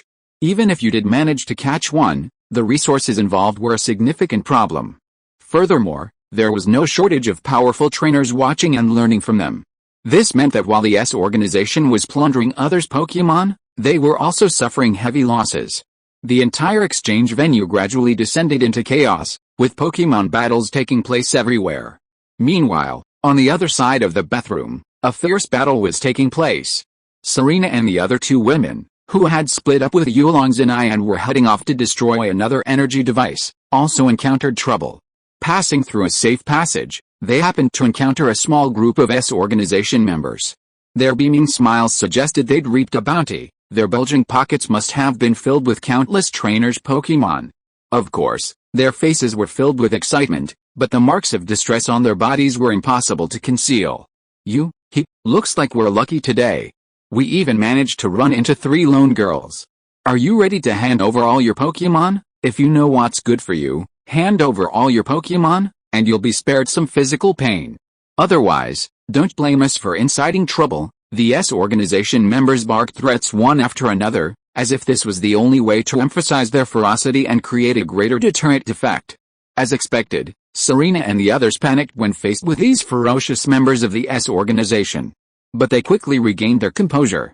After all, they had been traveling with EU for so long, and what kind of difficulties had they not experienced? Moreover, they were facing a group of members of the organization, who had been defeated by them before. It could be said that unless they encountered the powerful senior officials, they would be completely fearless of the ordinary members. It was only because Serena and the others were on edge, groping forward cautiously. The sudden appearance of the S organization members was what startled them. But once the excitement wore off, what followed was not what the ferocious S organization members had envisioned. Oh my! I didn't expect someone to block our path. It's truly unexpected. I'm so happy, aren't I? Someone finally came looking for us. Maybe before half an hour ago, we might have been a little afraid of you, but now, we've been completely transformed. We're completely different now. Serena and the other 2 girls were each more excited than the other, with their jumping up and down in excitement. The Pokeballs, held in tacit understanding, were enlarged one by one. Wait. Should we release our Pokemon together, or should I go first? Serena, as if having a sudden thought, quickly took a few steps forward and stopped the 2 girls who were about to throw their Pokeballs. After all, we can be top trainers now, right? Apparently misunderstood by her companions, Serena's pretty face was filled with excitement as she quickly explained to Xiaoxu and Air. I see, that's a good idea. Then I'll go first. Air and Xiaoxu nodded, their heads etched with sudden realization. Air took the lead, taking a step forward and tossing the Pokeball with a dazzling display. Go, Pokeball, iron armor. As the red light faded, the Pokemon, previously protected by a double shell with a protruding horn on its body and several protruding horns on its outermost shell, and its mouth beginning to reveal itself, appeared before everyone's eyes. Upon seeing this Pokemon, whether it was Serena or the others, or the members of Organization S, their eyes lit up. The sheer aura emanating from the Foot Titan and blanket was simply too astonishing. It looked like it possessed at least the power of a celestial king. Wow! King Kona is so good to us. He just picked out a Pokemon for us, and it has the strength of King. If I remember correctly, the Pokemon in Yu's hands have not been strengthened to the King level. Serena and Xiaoxu had stars in their eyes, and their tone was full of excitement. They wanted to throw the Pokeballs in their hands immediately. Chapter 589 Surrounded. Wow, I didn't expect the harvest to be so great this time. It's only been so long, and we've already encountered an elite level Pokemon? That's right, that's right. And the most fortunate thing is that the trainer of this elite level oscillated is a woman. It's obvious she has no real power, just a pretty face. How we've really hit the jackpot. Although we just encountered a tough kid and lost some of our strength, we should be more than enough to deal with these pretty faces. Guys, we can't wait any longer. If this little girl can send out an elite level oscillated, doesn't that mean the other two girls each have at least one elite level Pokemon? The members of Organization S appeared extremely excited, their eyes glowing green. Some even licked the corners of their mouths from time to time. Their expressions were like hunters observing the prey, but more like sharp-toothed sharks smelling blood. As the members of Organization S speculated wildly, the next contestant was about to take the stage. Serena couldn't care less what the menacing men across from her were thinking. All she could think about was quickly throwing her Pokemon and seeing what kind of Pokemon the dragon user, would lend her. Come out, Pokemon. Tanabe a Pokemon resembling a bird of paradise, with a sky blue body and fluffy wings like cotton, appeared next to Shellfish. Tanabe, the humming Pokemon. The evolved form of Cottonbird. It sings with a high, melodious voice and flies on rising air currents with its cotton-like wings. Serena's eyes sparkled as she pulled out her Pokemon guide and researched Tanabe's information. Once she had a basic understanding of Tanabe's information, Serena rushed forward, hugging it before it could react. Wow, Tanabe is so adorable.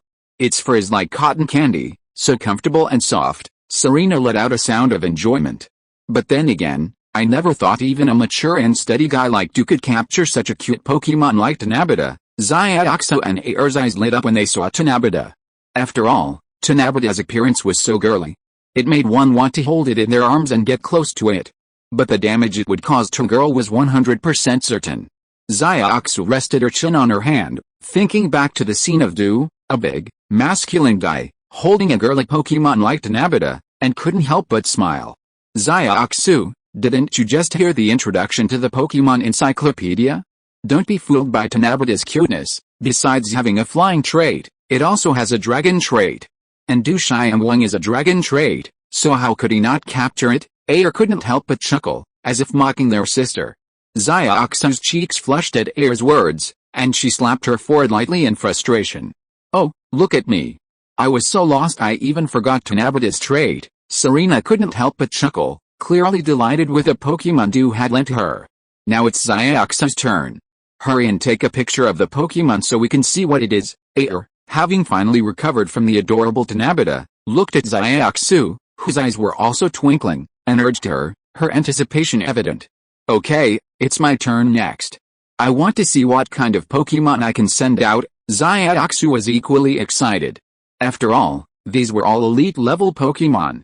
If she could train one, she didn't know how long it would take.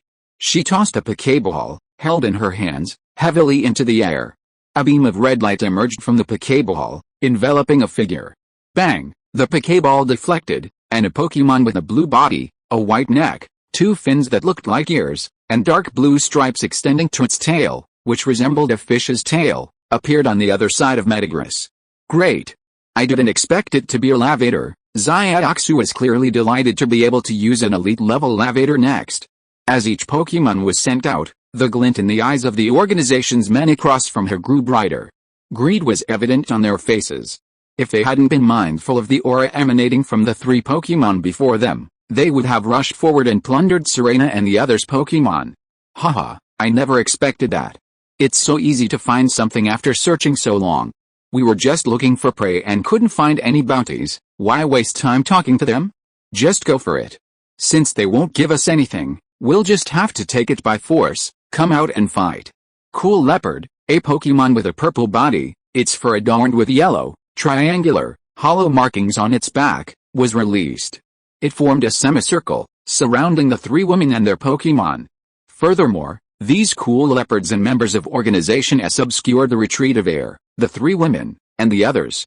Although the cool leopard was a leopard, it possessed cat-like whiskers, with 4 strands extending from its mouth. He possessed captivating eyes, a charming figure, and slender legs, a truly graceful figure. His scythe-like tail was massive and sharp, capable of delivering devastating blows while also possessing remarkable flexibility. Hey, what kind of Pokemon are these? Why do they look so terrifying? Serena, having never experienced a Pokemon battle before, was still incredibly nervous when she saw these fierce-eyed leopards. She instinctively pulled out her Pokemon guide once again, eager to learn more about the leopard in front of her. Thank you to Successor to Socialism with Chinese Characteristics for the 100 book coins. Chapter 590, Deterrence. After traveling with Yu for a long time, she has seen many Pokemon. Serena has also developed the habit of subconsciously taking out her Pokemon to check when she encounters an unfamiliar Pokemon. Therefore, Serena subconsciously took out her Pokemon guide again, wanting to know more about the cool leopard in front of her. Well, why not make her nervous heart less nervous at that moment? After all, only after knowing the basic information of the opponent and the enemy will she be more confident when dealing with the enemy. Cool Leopard, a cold-blooded Pokemon, is the evolved form of Pickpocket. It has a beautiful body and fur, and will eliminate its own breath to approach the enemy. It sneaks up behind the opponent before the opponent finds out. It sounds like another very difficult opponent. Serena seemed a little distressed, and the joy of obtaining a king-level Pokemon just now was completely gone. Serena, what nonsense are you talking about? You're just trying to boost others' ambitions and destroy your own prestige, aren't you? We're not the same people we were before. Now we possess elite-level Pokemon. We can go anywhere in this exchange venue. We can go anywhere, okay? This is what you always meant by confidence in our strength. Ayer was immediately displeased after hearing Serena's words. With a hint of dissatisfaction, she gently pinched the soft flesh on Serena's waist, appearing particularly domineering. It couldn't be helped. Who told them to have an elite-level Pokemon? And this wasn't just some ordinary elite-level Pokemon, this was a genuine elite-level Pokemon in the hands of one of the highest-ranking representatives of the Regional Alliance. Just that title alone carried immense weight. Therefore, fueled by the boundless confidence engendered by the elite-level Pokemon, Ayer took the lead and set an example. Metal Baby, use Freezing Beam. Then use Ice Cone. Ayer looked at the leopards that completely surrounded them, her mind replaying the battles Yu had fought since his debut, as well as his own battles with them and the techniques Yu had taught him. Metal Baby, upon hearing Ayer's command, Metal Baby didn't hesitate, firing Freezing Beam towards the leopards. It was clear that Metal Baby had received Kona's orders in advance, otherwise he wouldn't have acted so decisively, even resisting. Perhaps because it was her first time commanding Metal Baby, Ayer's commands were a bit unsettling, and the flow of her skills seemed a bit disjointed. Although Metal Baby possessed the strength of a king, perhaps being under the command of a new trainer still made him feel a bit unfamiliar. As the Freezing Beam swept across, the leopards nimbly dodged it one by one. However, a few cool leopards were unable to dodge and were directly hit by the freeze ray, instantly rendering them defenseless. A closer look would have revealed that these completely incapacitated cool leopards were already covered in wounds when they were deployed. It was clear they had already been through a fierce battle. Although the final result wasn't as she had hoped, at least several cool leopards had been incapacitated. Ayer was quite satisfied. It was only the first time, after all. Ayer's command greatly boosted the morale of the other two, and the two women who had been hesitant joined the battle. Kixie Bluebird, use Dragon Wave. Water Spirit, use Bubble Ray. Serena and Xiaoxu each issued the skill commands they could think of. Although there was still a hint of uncertainty on their faces, it was still a big step forward. However, the performance of these women was not so well received by the S organization. Each of them felt insulted. Are you kidding me? No matter how powerful your Pokemon are, we're still the villains, the evil forces. The worst of the bad. How could you little girls not be afraid of us? You even dared to fight back and injure our Pokemon. Are we not evil enough already, or have young girls these days just got bolder? What a shame. If we don't beat you to tears, we'll voluntarily withdraw from the S organization. Stop doing evil, and be good people. Stop talking nonsense. Why don't you just attack? Cool Leopard, use Shadow Ball. Cool Leopard, use Shadow Claw. Cool Leopard, use. The sound of Cool Leopard's commands echoed in this semi-enclosed space, even echoing from time to time, giving it a powerful aura. But in the face of absolute strength, everything else is empty talk.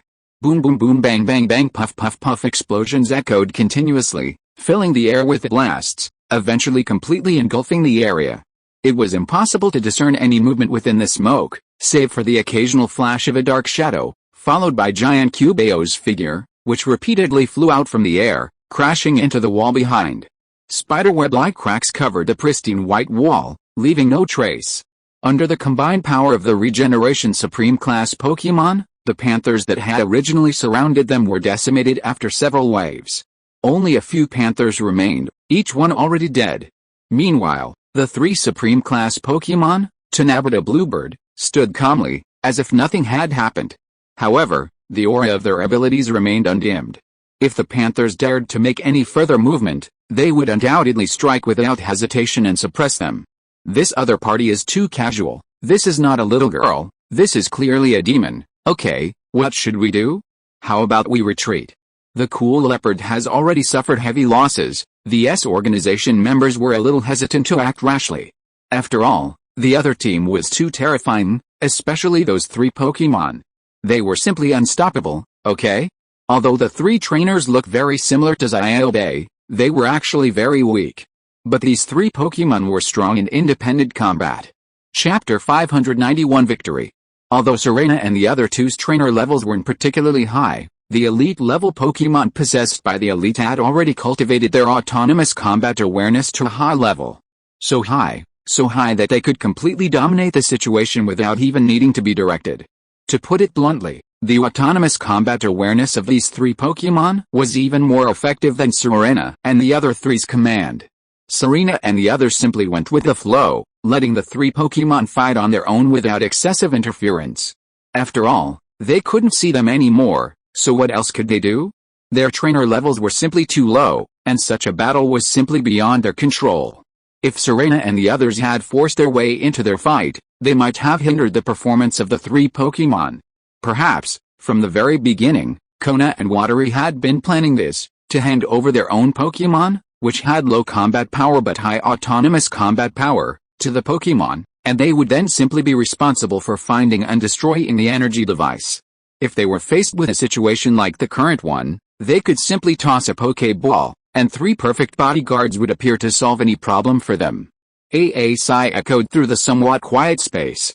Serena, what's wrong with you? Why are you sighing? Isn't this battle well controlled? We don't even need to intervene. Are you dissatisfied? Xiaoxia asked with a hint of curiosity. It's not that we don't need to intervene.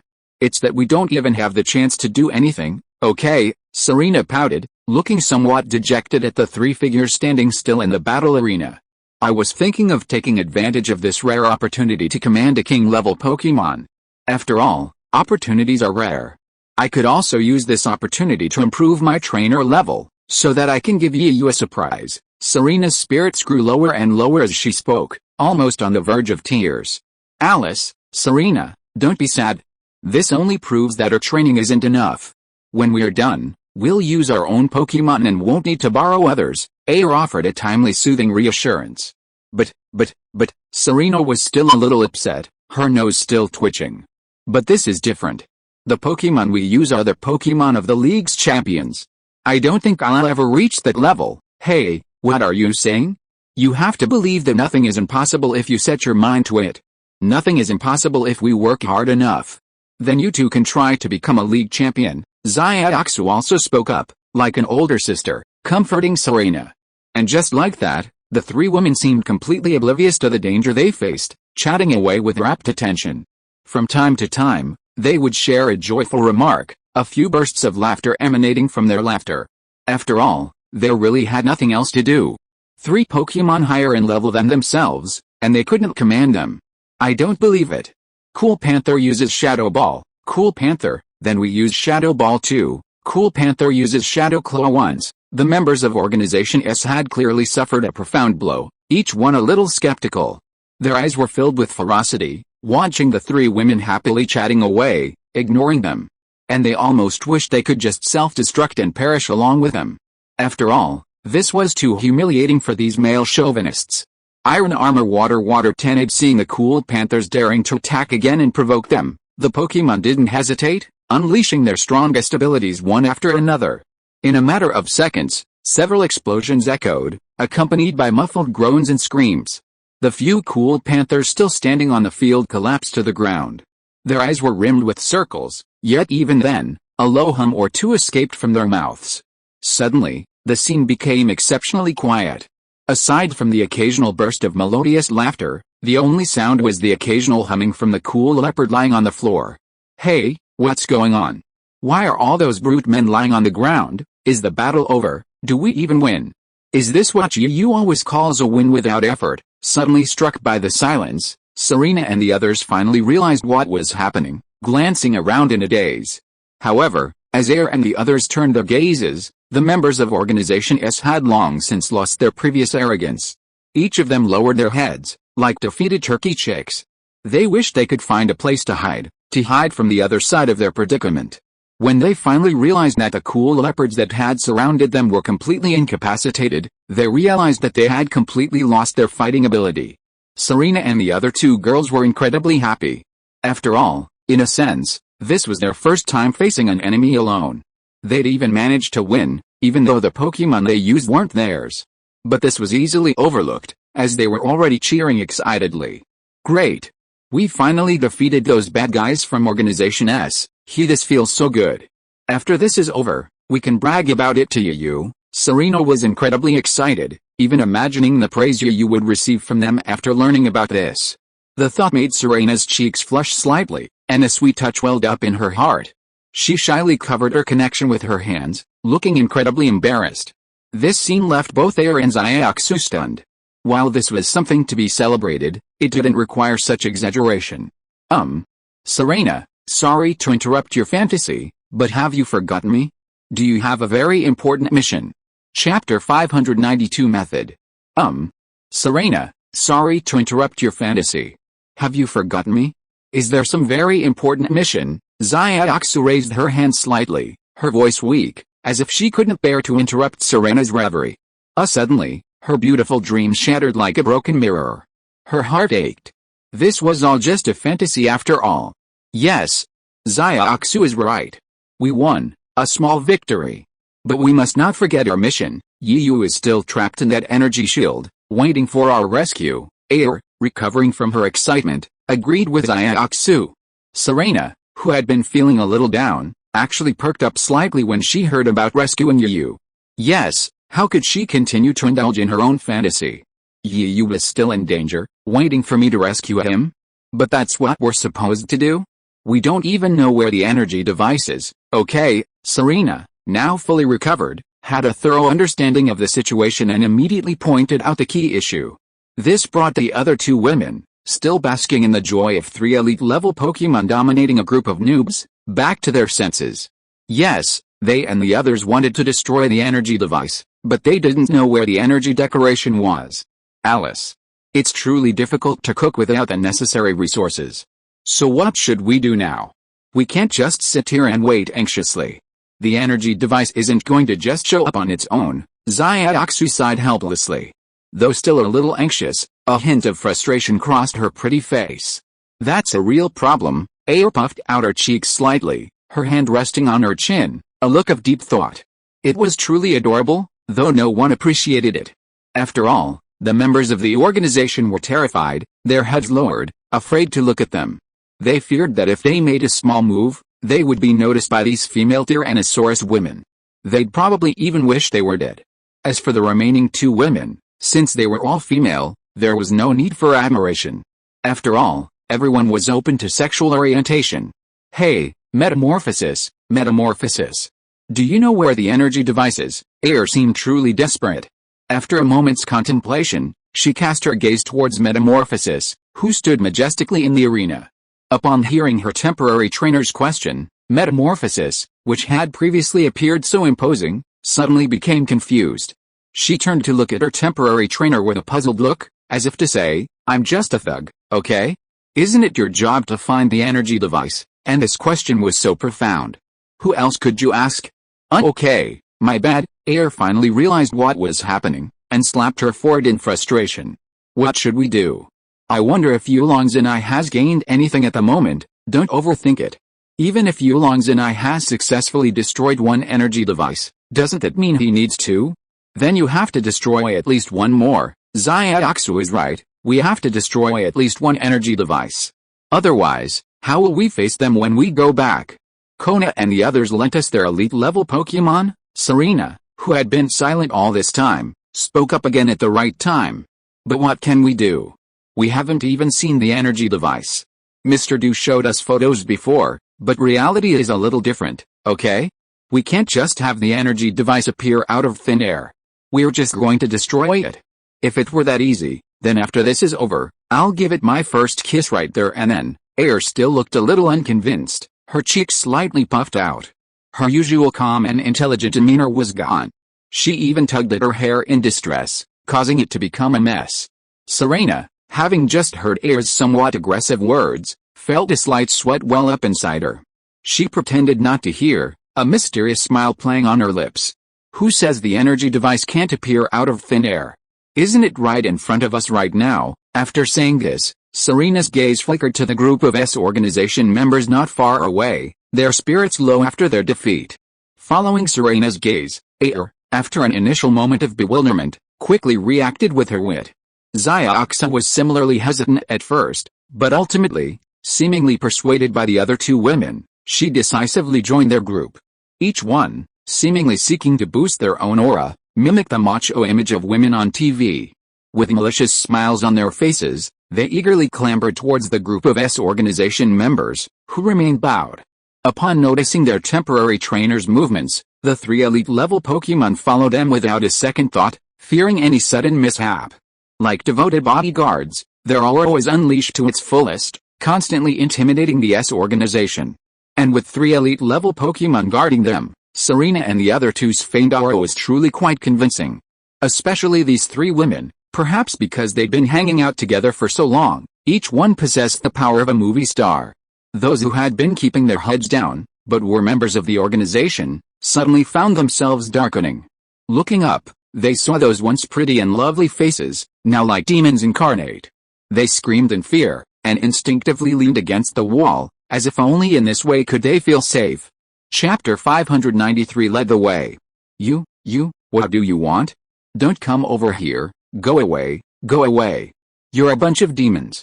Violent women, tomboys, no, mad. The voices echoed one after another, their shrill cries like the shock of witnessing something terrifying. With each word and cry, the 3 women's faces darkened. Even the calm Xiaoxia, who usually disliked arguments, was now etched with rage. And that was even more true of Serena and Air, who fought the urge to order their 3 supreme Pokémon to pummel the group before them. Their movements were remarkably synchronized. Their faces were as black as ink, their fists clenched tightly, their teeth clenched and clacking. What should we do, Serena? I can't take it anymore, can I be honest with you? I can't say it either. I really want to give them a good beating right now. How about we get the water elves to teach them a lesson? Upon hearing this, the members of Organization S broke into cold sweat. They were practically on their knees. The terror on their faces was almost frozen. Female Tyrannosaurus. No, you tomboys. No, you macho women. Ugh, that's not right either. One of the members, seemingly the leader, stepped forward, as if thinking of their fellow members. He didn't even have the straight and narrow demeanor expected of a leader of an evil organization. Apparently, nervous, he blurted out his true feelings. He tried to correct himself, but after several missteps, he felt like slapping himself in the face. Why did his foul mouth fail him at the crucial moment? You're not usually like this. Cheer up. Hell, I think it would be a good idea to make them a human-shaped ice sculpture right now. Air smiled a forced smile as he gazed at the group of black-clad S organization members across from him. A hint of murderous intent emanated from him. That seems like a good idea. What are we waiting for? Let me go first. Vaporeon, use freeze beam. Unexpectedly, the first to give the order was Xiaoxia, who is usually the most gentle and averse to fighting. After hearing the order from her temporary trainer, Vaporeon didn't hesitate at all. The freeze beam, barely concentrating its energy in its mouth, casually launched at the S organization member who had spoken. Instantly, a chill permeated the air, and a crystal-clear ice sculpture, revealing every subtle expression, stood erect in the center of the field. The figure within the sculpture's expression seemed to have been shattered by the rush of time. It barely had time to change. Its mouth gaped, its eyes filled with astonishment. What about you? Do you also want the same fate as him? If so, we don't mind. After all, We don't think the organizers will scold us for adding a few more ice sculptures to the exchange meeting. Air was quite good at making a show of force, a bit like a fox using the power of a tiger to bully others. He smiled at the group of S organization members who were shaking like sieves. No, we don't want to, lady. I have an 80-year-old mother and Xiaoyao's newly hatched Pokemon to take care of. Yes, I went for a checkup a few days ago. The doctor also said that my body is more yin, and I can't stay in cold places for too long. The members of the S organization were too busy to care about their moral integrity at the moment. They didn't want to be turned into ice sculptures and be admired like animals in a zoo. Oh, that's great. Since you don't want to turn into ice sculptures, it's easy. All you have to do is lead us to the energy device you set up. Air smiled. Although she hadn't communicated with Serena, thanks to their established understanding and wisdom, she had a rough idea. At the same time, she couldn't help but blush. Oh, what was I just saying? This is really embarrassing. A figure in white flashed through her mind, and Air's cheeks immediately turned redder. She was so beautiful that she was beyond compare. However, the S organization group had no time to appreciate her, nor did they have the slightest interest to admire her. After all, she was just a young girl. Seeing the expressions on the S organization group's faces, before Air could say anything, Serena took the lead and raised her beautiful eyebrows. Why, you're unwilling and still want to refuse us? If that's the case, then we shouldn't be polite. Ironclad, use your freeze beam again. Perhaps it was because of the mission, or perhaps some other unknown reason. Serena found the courage to issue another order. After all, it was still a bit cruel, even relatively speaking. No. We'll take you there. We'll take you there. Yes, we can talk it out. We can talk it out. Everything can be discussed. The crowd around them quickly echoed, relieved to see someone take the lead. But then a sneer formed in their hearts. Did they really think defeating them would make them invincible? How naive! When the time came, they would wait and see, and they would make sure these little girls never came back. After all, did they really think they would give in so easily? After all, once they were taken there, it would be their territory. They had already laid a tight net there. Selena and the others agreed so decisively. Is there a trick here? Xiaoxu frowned slightly and asked worriedly. Seeing the alertness in the eyes of the people in Organization S, she said, of course I know there's a trick here, but what can we do? Don't forget that our mission is to destroy the energy device. If we continue to rely on our previous mindless groping, I don't know how long it will take. By the time we find it and destroy it, it will probably be too late. Besides, how can such an important place as the energy device be safe? Air was very open-minded. She patted Xiaoxu's shoulder gently with her slender hand. Yes, this is the only way. If we delay any longer, then you, Sister Kona and the others, and even us will be in danger. If you are listening to this novel on a channel other than Fanfic World, it means it was downloaded and re-uploaded without effort. We warmly invite you to visit our channel, Fanfic World. There you will find the original version of this story and many other novels of various genres. We look forward to seeing you dive into a world of incredible novels. Chapter 594 Chaos. If that's the case, then what are we waiting for? Let's go together. We're good sisters. We agreed to face any difficulties together. Xiaoxu's hesitation was immediately dispelled. Smiling, she extended her hand to the two women. Yes, let's work hard together, in perfect sync. Air and Serena each placed a hand on the back of Xiaoxu's. After a knowing glance, they burst into laughter. The S organization members were stunned by this scene. What kind of thing is this? We've only ever heard of friendship between women, but you three little girls, it's too early, isn't it? And you're laughing so happily now, but you'll probably cry later. Let's go, ladies. Don't delay any longer. Time divider. Meanwhile, after Serena and the others had escaped an ambush and turned defeat into victory, they were about to ask the S organization members to lead them to destroy the energy device. Their attention shifted back to the center of the battle at the exchange venue.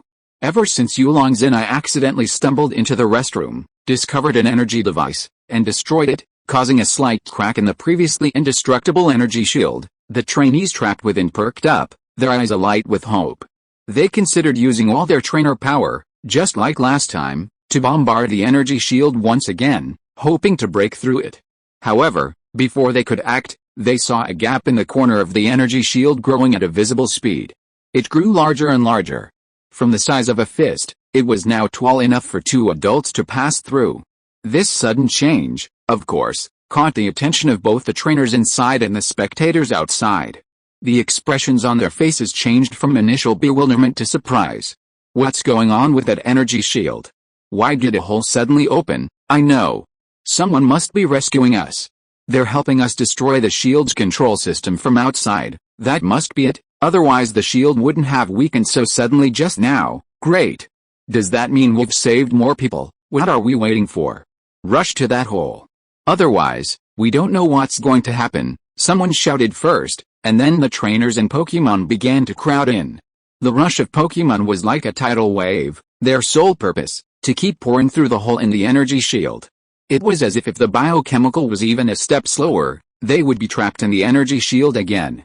Although this trend affected most of the trainers in the battlefield, there were still one or two who remained calm.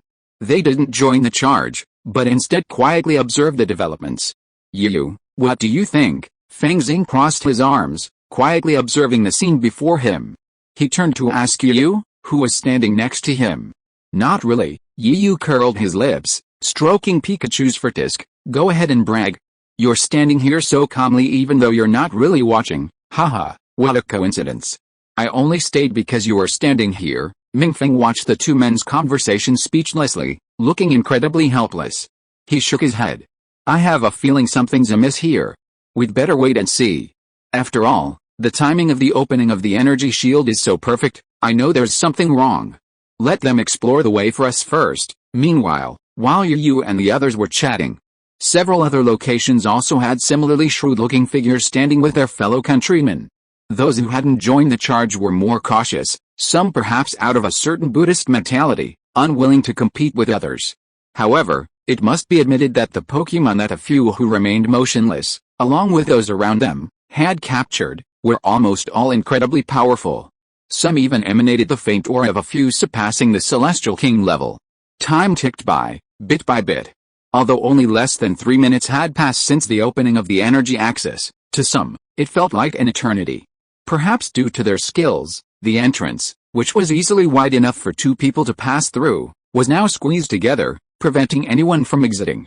Several of the larger Pokémon were so large that their bodies completely blocked the path. This intensified the already anxious hearts of the trainers and Pokémon behind them. The shoving and jostling of trainers and Pokémon alike. Some smaller Pokémon seemed inconspicuous in the crowd. Because of their small size, they were easily overlooked, and sometimes, in a moment of anxiety, they were mentioned. If this had only happened once or twice, it would have been fine. However, the current situation was so chaotic that the petite Pokémon were being tossed around like balls in the crowd. In such a situation, even the most good-tempered Pokémon would inevitably become angry after being repeatedly subjected to such behavior. Therefore, they would use their skills without regard for the consequences, regardless of whether the kick hit them or not, and would simply unleash their skills in one direction. In this situation, let alone in such a crowded Pokémon to Pokémon situation, even if there weren't such a situation as the one now, a casual throw of these skills would undoubtedly hit other trainers and Pokémon. And if this sudden skill hit a Pokémon or trainer, the other party would definitely not let it go. Not to mention, a disagreement could lead to a fight. At the very least, there was a conflict, and the conflict naturally turned into a fight. A fight in such a situation would only make the scene even more chaotic. Curses, screams, and the angry roars of Pokémon continued to ring out in the venue. Chapter 595 Destruction of Deathlight. The advantages of being powerful are clearly evident at this moment. In such a chaotic situation, being petite doesn't guarantee survival, nor does being physically imposing intimidation create fear. This is the true home turf for powerful Pokémon trainers. True strength instills fear in others, creating a truly intimidating effect. However, such situations are rare. After all, those who achieve such power are generally intelligent. They either watched from a distance or, having long since given up on engaging with those around them, quietly stepped aside, watching the situation unfold. For a moment, the gap in the energy barrier, in the midst of immense chaos, saw everyone's disdain for one another. Under normal circumstances, this would have been fine, with everyone remaining cautious. However, in such an uncertain situation, fear intensified, and negativity took full control. Furthermore, this was an exchange meeting, bringing together young Pokémon trainers from various countries to compete for supremacy. Therefore, in a sense, apart from those within their own faction, everyone already disliked each other. Because of the crowded conditions, perhaps some concerns were present, preventing the Pokémon from fully maneuvering and appearing somewhat restrained. However, some trainers showed no concern at all, their faces a look of madness, their eyes bloodshot. Their appearances were terrifying and ferocious, revealing the cruelty of those without sympathy. Under the influence of their trainers, the Pokémon's reactions were predictable. Each one seemed to have gone berserk, sending any Pokémon or trainer who approached being flung aside by the frenzied Pokémon. Then, they crashed heavily in front of the onlookers not far away. While there had been no casualties so far, injuries were inevitable. Pokémon, after all, possessed a natural ability to heal. Once sent to Miss Joy's operating room, they would almost certainly emerge unharmed. But the trainers were different. While the trainers attending the exchange meeting were all skilled in martial arts and possessed physical fitness far superior to that of ordinary people, that couldn't stop a single Pokémon's ability. Some suffered minor scrapes, while others sustained serious fractures. Yu's cursory observation revealed that several trainers had fallen unconscious after being attacked by Pokémon. Gyarados uses Destruction Ray. Amidst the chaos, a single voice suddenly reached everyone's ears. It wasn't loud, but it was remarkably clear, as if possessed by some magical power. As the voice rang out, the previously chaotic scene suddenly fell silent. Both humans and Pokémon instinctively turned their gazes in the direction of the sound. But that glance wasn't enough. The next moment, powerful Pokémon and trainers alike, their pupils widened in disbelief. Then, reflecting through their pupils, a beam of orange energy grew larger and larger. The sound emanated from the very intersection of the training and passageways where the energy shield had opened. Like a volcanic eruption, a beam of orange energy erupted directly from the tunnel's intersection, completely oblivious to the crowd of people and Pokémon currently blocking the path. This apparent intent to injure them, regardless of casualties, clearly posed a dangerous threat. The trainers and Pokémon hiding at the tunnel's entrance tried to dodge, but it was too late. After all, due to the earlier chaos, both the trainers and Pokémon had created a gap, but it was still crowded, leaving little room for them to dodge. All they could do was wait patiently for the moment the destruction ray struck them, sending them flying or severely injuring them. However, a few trainers and Pokémon remained passive, as sitting back and waiting for death simply wasn't in their nature for these impatient Pokémon trainers. Metallodon, let's use Destruction Beam too. Jengar, use Shadow Ball. Shrike, use Solar Blaze. Electromina, use Light Wall. Perhaps it was the sudden onslaught of terror that had struck them. The trainers and Pokémon huddled in the crowd no longer dared to hold back. Their signature moves, their most powerful ones, were unleashed without a second thought. While the field was momentarily chaotic, the trainers seemed incredibly well organized. Various ultimates were unleashed to counter the Destruction Beam, while some Pokémon simply used their strongest defensive moves. They didn't care about any grudges or consequences. One person, selflessly, rushed forward, taking the lead, standing firm on the front lines. It was in this situation that the sudden and powerful Destruction Beam initially pierced through the barriers with overwhelming force. At the cost of several of the leading Pokémon completely losing their combat capabilities, the Destruction Beam finally stopped, fading into thin air. Gyarados, use Destruction Beam. Metalguard, use Destruction Beam. Kraken, use Destruction Time. Before the trainers and Pokémon trapped at the entrance could breathe a sigh of relief, several more commands rang out. Following closely behind, beams of orange energy appeared indiscriminately before the trainers and Pokémon. Oh my god, what's going on? Why are there so many Destruction Beams? Foul, this is a foul. Referee. Shouldn't Destruction Beam cause a brief paralysis after using it? How can it be used consecutively? Damn it, who the hell is behind this? This isn't a fight, this isn't communication. They're clearly trying to kill us, what are we waiting for? Counterattack quickly, or we're all doomed. Go. Charizard, use Big Bang. Chapter 596, Pressure of Momentum. Angry roars and growls echoed continuously. This was the nth time today that trainers from various nations had united in unison at the exchange venue. There was nothing they could do, in fact, they were somewhat reluctant. But if they hadn't, in such a situation, they would have been doomed. After all, If they hadn't been crowded together, their individual positions, combined with the spacious battle area in the center of the exchange venue, would have been ample room for them to deploy their new Pokémon to evade, attack, or defend with ease. However, there was no way to regret this. Because they were all crammed into this passageway, they weren't the first trainers in Pokémon to escape, but instead became the meat shields for those who were more resourceful. Once again, a multitude of skills flew through the air, blending together across various attributes, creating a spectacular display. While the skills might differ slightly, they all shared one commonality: they were all long-range damage. And then there were those few who, believing themselves to have exceptionally strong Pokémon or possessing exceptionally high defense, each one, with a selfless spirit, stood on the front lines. Replacing the initial Pokémon that had been completely incapacitated, it was truly remarkable how quickly this group of people had orchestrated another defensive and offensive formation with remarkable efficiency.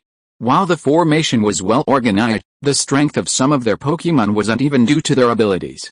While their combined abilities could block the destruction beam, the disparity in strength remained. Furthermore, the destruction beams were launched relentlessly, seemingly free of charge and without consequence. One after another, they launched relentlessly. Sometimes, just as you managed to block one destruction beam, another followed in its wake. As a result, after just 3 waves of destruction beams, the huddled trainers and Pokémon had already suffered heavy losses. The trainers were relatively safe. After all, it was the Pokémon that were fighting. But what was a Pokémon trainer without their Pokémon? At that point, they were probably no better than ordinary people. No, perhaps with their warrior strength, they could still manage to be somewhat effective. The battle at the energy barrier's entrance continued, with trainers from various countries desperate to escape. Most of them had been eliminated from previous tournaments. Therefore, after being eliminated, they had quickly handed the Pokémon over to Miss Joy for treatment. However, they still had at least 3 Pokémon. Therefore, while the destruction beam was powerful, it was impossible to destroy so many Pokémon at once. But it was only a matter of time. At this point, the destruction beam's continuous attack seemed to have truly cornered them. With all their Pokémon incapacitated, the trainers stood there like helpless children, unsure what to do. But they soon realized that someone was clearly trying to prevent them from escaping through the gap. Then, blocking the way here would be futile. After all, without their Pokémon, even if they possessed some strength, the terrifying destructive ray would instantly blast them to dust. At this point, they could no longer afford to flee, and could only retreat obediently to their original national camps. After all, despite the heavy losses they had just suffered in a massive battle, they had still managed to preserve the majority of their manpower. The people who had been watching the trainers, now ignoring their anger, hurriedly urged them to send their Pokémon to join the battle. After all, the Pokémon they possessed were extremely powerful. Especially those who had advanced to the quarterfinals, who possessed the largest number of remaining Pokémon, and at least their Pokémon were of good quality. However, despite the constant urging from those around them, the trainers remained unmoved, simply standing there with their arms folded, watching silently. It was unavoidable. It wasn't that they didn't want to take action. After the previous chaos, and with trainers constantly rushing towards them, if they rashly joined the fray, they might harm innocent people. Instead, they decided to wait quietly for the group hidden in the tunnel to reveal themselves. As the number of Pokémon dwindled, the number of trainers who had been crowded together also gradually dwindled. Finally, with a final blast of destructive ray, a Banjira, still standing at the entrance to the energy shield, collapsed. With the fall of this final Pokémon, the trainers and Pokémon standing at the entrance to the shield were completely annihilated. Silence returned to the chaotic and noisy scene. But within this quiet atmosphere, a sudden, rhythmic sound of footsteps echoed. Gazing through the energy shield towards the entrance to the contestant tunnel, a few figures could be vaguely seen glimmering in the darkness. Once everyone saw the true source of the sound in the passage, gasps echoed one after another. Some even cursed unconsciously out of sheer surprise. Everyone's gaze shifted in that direction. All they saw was darkness, followed by a sense of oppression.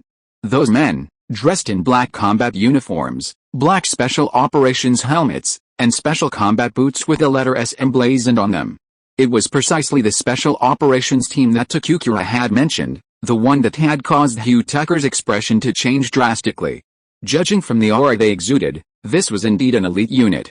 For some unknown reason, the team was small, only about a dozen men. Yet, the Ori's 10 men displayed completely overwhelmed the competition participants.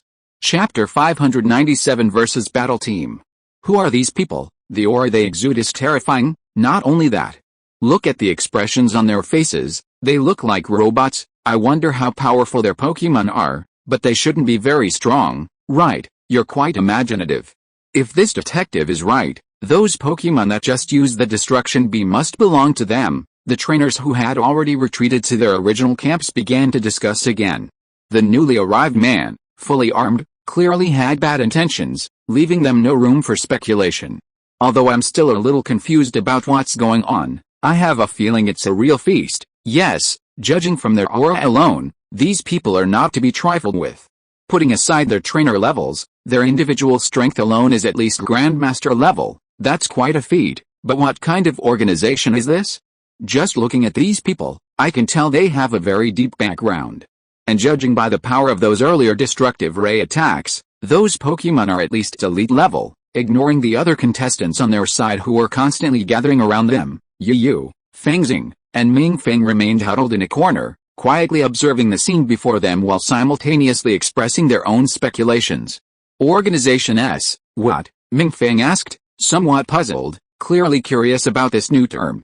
I said these people are from the S organization. I've had many run-ins with members of their organization before, even clashing with them multiple times. So I'm certain, the S organization, could it be that internationally renowned evil organization? It said they commit all sorts of evil, robbing Pokémon and capturing them, making them feared. Fangxing had obviously heard of them, but since he'd never fought them, he could only offer a rough outline of what he knew. While they were conversing, conversations erupted in other locations. Clearly, among these people, besides Yu and his group, many knew of the S organization. Just as everyone was speculating about the purpose of this heavily armed group, the apparent leader of the S organization's combat team stepped forward. Heedless of the others' changing expressions, he pointed at the group of trainers across from him. Many of you already know our identities, right? If so, then just be good and hand over all your Pokémon. Perhaps we'll spare you, otherwise we'll likely die miserably. From the outset, the leading man adopted a threatening tone, completely disregarding the trainers present. If he had followed the principle of courtesy before force, there would have been too much conflict and subsequent hostility, but they chose not to do so. The trainers standing here, while not representing the strongest young generation in each nation, were nonetheless a formidable force when combined. Yet, in such circumstances, the leader of the organized battle group, the captain, dared to speak so boldly, demonstrating their immense confidence in their own abilities. Such a threat, especially for those who remained, considered the chosen ones, would surely have been unbearable. The hot-tempered ones had already stepped forward, glaring at the captain with unfriendly expressions. As for the trainers whose Pokémon had lost their combat abilities, they dared not speak out. You're overestimating yourself by saying that. Do you have the strength? You know. Although none of us here are the best, we're not bad at all. You're so arrogant to say that. At this moment, a tall, handsome white man stepped forward, glaring sarcastically at the heavily armed group across from him. Oh my. It's him, Yu exclaimed in surprise at the man who stepped forward. It was a man he recognized. He was the leader who had gathered everyone's Pokémon to attack one spot beforehand. C. Berry, a trainer from country M. It must be said that C. Berry, who had just been so impassioned and had managed to rally everyone to a temporary rally, had some sense. Earlier, he'd been referring to we, not me. This meant he was bringing all the trainers involved. Then, if the battle breaks out, none of them will be spared, forced to join the fray unwillingly. An opportunist, Fangxing snorted, clearly disliking him.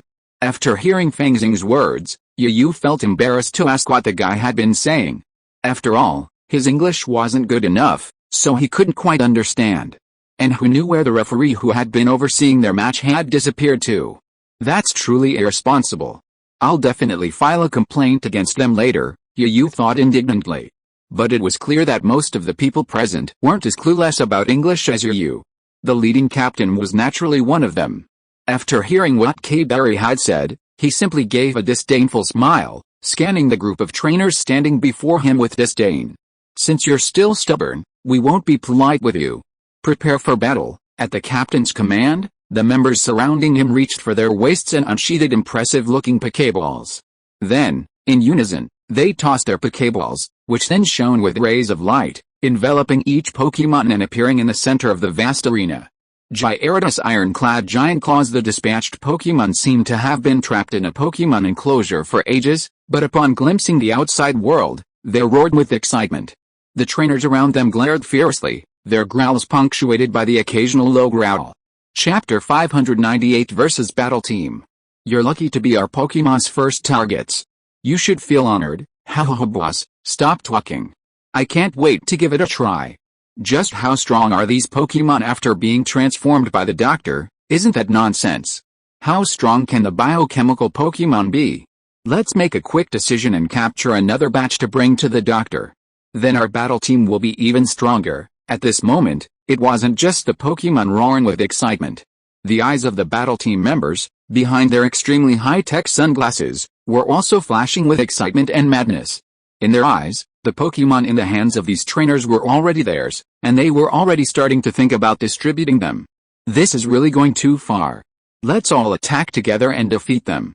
Then we can exit directly through that gap. Seaberry appeared once again and began to stir up the crowd. This time, perhaps because of the lack of a raised platform, or perhaps because the overwhelming power of the Pokemon arrayed against them, most trainers were still hesitant to act rashly, even some of the more powerful ones. Seaberry's brow furrowed slightly upon seeing this. He knew they were probably waiting for someone to take the lead. It went without saying that someone needed to be the first to step forward and fire the first shot of resistance. Bang! Seaberry flung a Pokeball without hesitation. Then, Tortoise, who had been standing with him on the raised platform, appeared before the group of Pokemon, led by the organization's Gyarados. My compatriots from Country M, and friends from around the world, what are you waiting for? I need your help.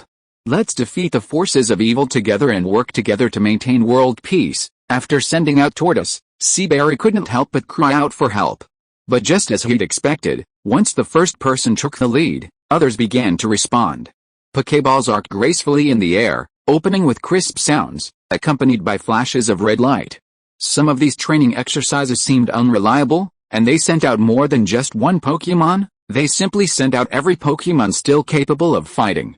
Watching his side grow from a single Pokemon to a force that was enough to crush the opposing Pokemon, Seaberry's face was filled with ecstasy. He didn't care that most of them weren't his. For him now, every additional Pokemon brought him a greater sense of security.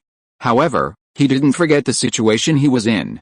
He immediately put away the intoxicated look on his face and looked at the group of S organization members across from him, especially the leading captain, who shouted, "Come on, come on. Don't you want to fight me and steal our Pokemon?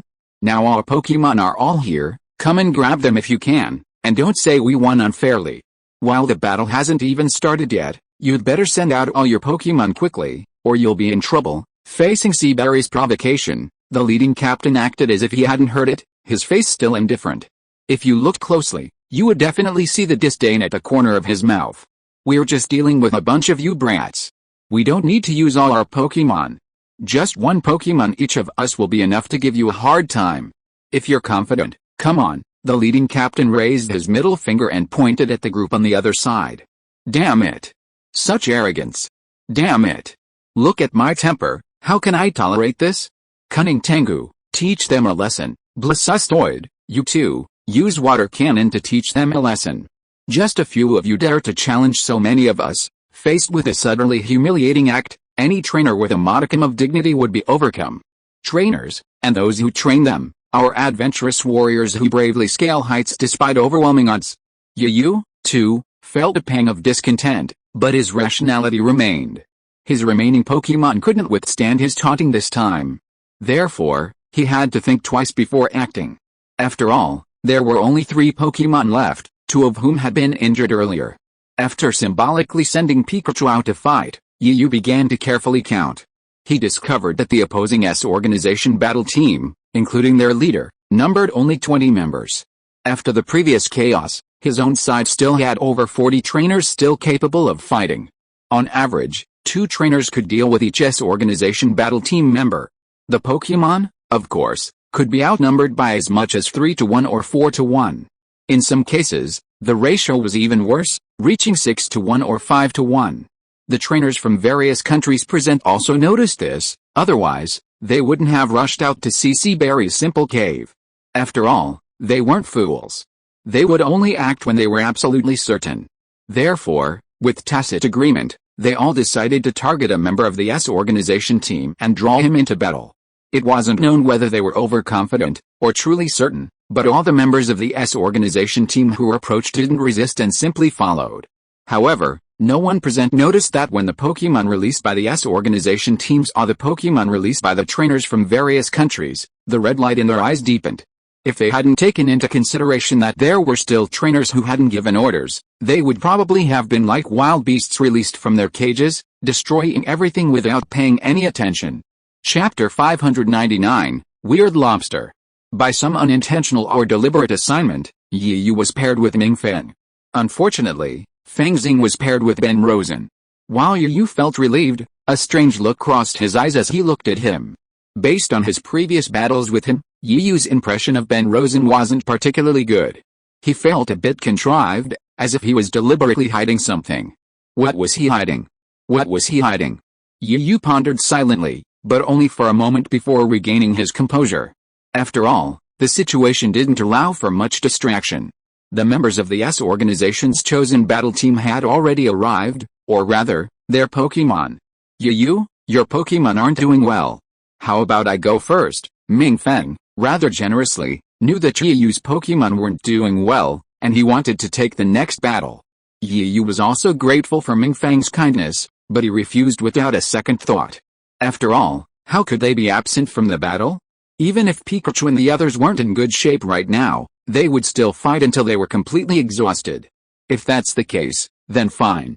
But I'll be the main attacker, and you guys can cooperate with me, okay? Ming Feng heard the determination in Yi Yu's words and didn't intend to refuse again. Instead, he spoke in a negotiating tone.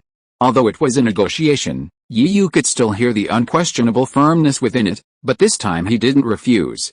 After all, if he and Ming Feng were to fight, even if his Pokémon were at their peak, he probably wouldn't be able to defeat them. Rather than hindering them in the upcoming battle, Yi Yu would rather play a supporting role. Then it's decided on you, Pikachu, and one more favor, Gyarados. Yi Yu waved his hand, sending Pikachu into the fray. With his other hand, he tossed a Pokéball. The two Pokémon sent out had already experienced battle and were somewhat depleted. It wasn't that Yi Yu didn't want to send out Suicune in his undefeated state, but things had already reached this point, and the situation was simply too chaotic. He needed to keep one as a lifeline. Besides, he had a powerful opponent at his side. If he couldn't even handle him, adding another Suicune wouldn't be much help. Sunshine, you go ahead. Gemstone Starfish, you come out and fight too. Ming Feng then revealed his Pokémon for this deployment. Like Yi Yu, he sent out two. However, the Pokémon facing the organization showed no sign of panic despite being besieged by 4 Supreme-level Pokémon. However, its menacing eyes grew even crimson and bloodshot. Ironclaw. The Pokémon Yi Yu and Ming Feng were facing was Ironclaw. However, this lobster was completely different from ordinary lobsters. Not only was it enormous, but its eyes were particularly striking. A timid trainer or Pokémon would likely shudder at the sight. What kind of eyes were those? Anger, resentment, sadness, a myriad of negative emotions filled them. And for some reason, Yi Yu felt that the lobster before him seemed to have a weak consciousness, yet a kind of ferocity lurked within. It was hard to explain, but it felt more like a robot, a heartless killing machine. Lobster, unleash your true power. Tear it apart. Yi Yu had no time to think. The lobster's trainer had already issued an order. It wasn't so much an order as it was a simple phrase. After this order, the S organization member's trainer would receive no further orders. But for the lobster at that moment, it was no order, or even an order. The order from this member unleashed his innate ferocity and fighting instincts. As for the reason for saying so, it was simply because, upon hearing the command, the lobster was like a tiger freed from its cage. Its ferocity was completely unleashed, and its legs were moving at full force. Its claws swung in the air, creating a series of piercing sounds. Sunsprite, use telekinesis. Starfish, use Speed Star. Pikachu, use 100,000 volts. Gyarados, use Destruction Beam. Yi Yu and Ming Feng also issued orders. It was true that facing the water-attributed lobster, the electrical Pikachu had the upper hand. A massive, violent 100,000-volt bolt slammed down from the sky, slamming down hard on the lobster as it continued its frantic advance. This attack not only delivered a solid hit but also dealt incredible damage. The lobster's previously unstoppable charge paused slightly. But it was only a slight advantage in its electric attribute. Facing Gyarados' destructive ray, the crayfish made no move to dodge, waving its crab fist in front of itself, creating a defensive shield. Yu had a slight advantage here thanks to Pikachu's attributes. However, Mingfeng's situation was not so favorable. Tang, who excelled in using Psychic-type Pokémon, faced a significant hurdle against the dark-attributed crayfish. Whenever the Sun Spirit's mental energy attached itself to the crayfish, it only needed to take a few steps forward and gently jolt, instantly breaking free from its telekinetic control. As for the high-speed star ability of the Jewel Star, the crayfish seemed to feel no pain, its frenzied expression remaining undimmed. Therefore, of the four abilities, only the 100,000 volts, with its slight advantage in attributes, could cause any damage to the crayfish. But these minor injuries were nothing to the now frantic lobster. Like a speeding car, it aimed directly at the four Pokémon. Perhaps realizing that Pikachu would inflict the most damage, the lobster's crab punch was aimed directly at Pikachu. Chapter 600, Struggling Pikachu. Pikachu Iron Claw. Because the Iron Claw was so fast, it was already closing in on Pikachu before Pikachu could react. Its raised crab fist was only a few centimeters away from Pikachu. Seeing Pikachu threaten to be sent flying by the powerful crab punch, the other three Pokémon were terrified. Once they realized what was happening, they rushed to rescue Pikachu. However, their speed was too slow, and by the time they arrived, Pikachu's petite figure had already been sent flying backwards. Bang! It landed heavily on the ground, its flesh clashing with the earth. Just as Pikachu was blown away, Gyarados, suffering from the after effects of using time destruction, finally broke free of its paralysis and rushed over. Seeing it was too late to save Pikachu, it unleashed a charging attack, ramming the lobster hard.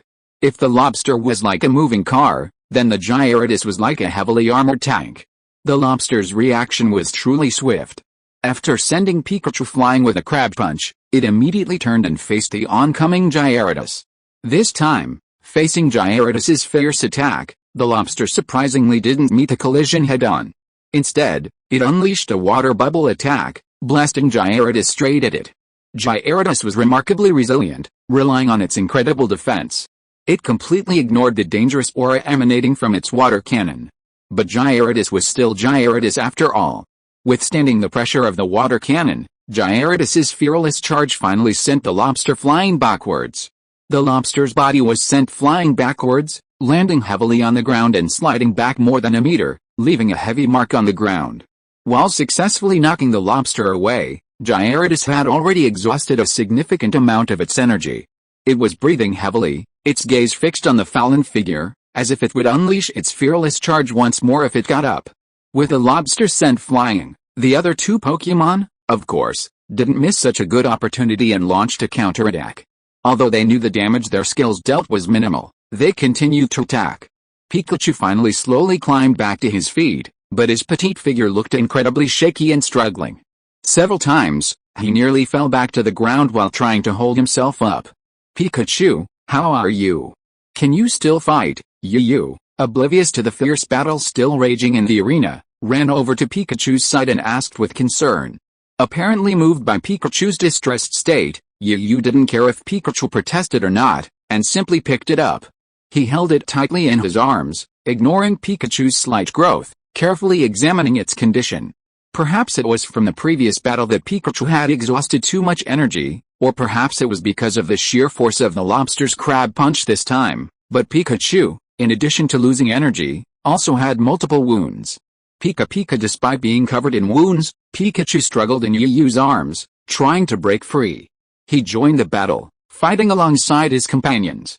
It's not entirely true that Pikachu is stubborn.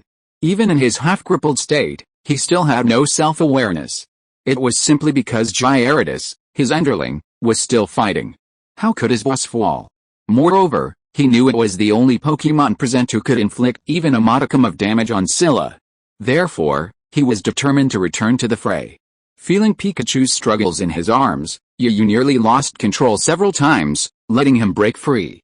Pikachu, you can't fight anymore. You're too badly injured. You can't fight anymore. If you keep going like this, your life will be in danger. Yu's mind was no longer on the battle, not even Gyarados' attention. He simply held Pikachu tightly in his arms, comforting him. However, even in that short moment, Scylla, while falling, was attacked several times by the other two Pokémon using their abilities. But it quickly climbed back to its feet, the fierce gleam in its eyes growing ever more intense, almost condensing into substance. It charged again, unleashing its Crab Punch. This time, its target wasn't any other Pokémon, but Gyarados. It seemed Gyarados' previous charge had convinced the lobster that it was Gyarados, and even before it got close, it kept swinging its Crab Punch. Seeing that the lobster dared to confront it head-on, Gyarados, without a second thought or concern, and despite still being out of breath, once again swung its massive body and charged straight at the opponent. Its tail, even as it lost its metallic gleam, gave up. Mingfeng took in the entire scene and understood the two Pokémon's intentions. Glancing at Yu, who had appeared, still completely focused on Pikachu, Mingfeng knew that Yu probably no longer had the energy to command Gyarados. He was left to his own devices. However, he couldn't just stand by and watch as the lobster and Gyarados clashed. After all, Gyarados is not at its peak yet, and even if it is in a state of complete victory, it is unlikely to be a match for Tyrannosaurus. The difference in strength is obvious. Although the difference between Quasi-Champion and King is only one word, it is a long gap. Although the breath of this Tyrannosaurus seems a bit strange and chaotic, Mingfeng can still more or less feel that this Tyrannosaurus has at least reached the King level. And it is also the best among the King level Pokémon. Even in a street battle, it is not impossible for it to fight against a Quasi-Champion level Pokémon. Tyrannosaurus Gyarados. End of this chapter. Thank you so much for reading until the end. Don't forget to give it a like. Looking for more exclusive content and immediate access? Subscribe to our Patreon. Remember, every like, subscription or donation encourages us to continue. Thank you all. See you in the next video.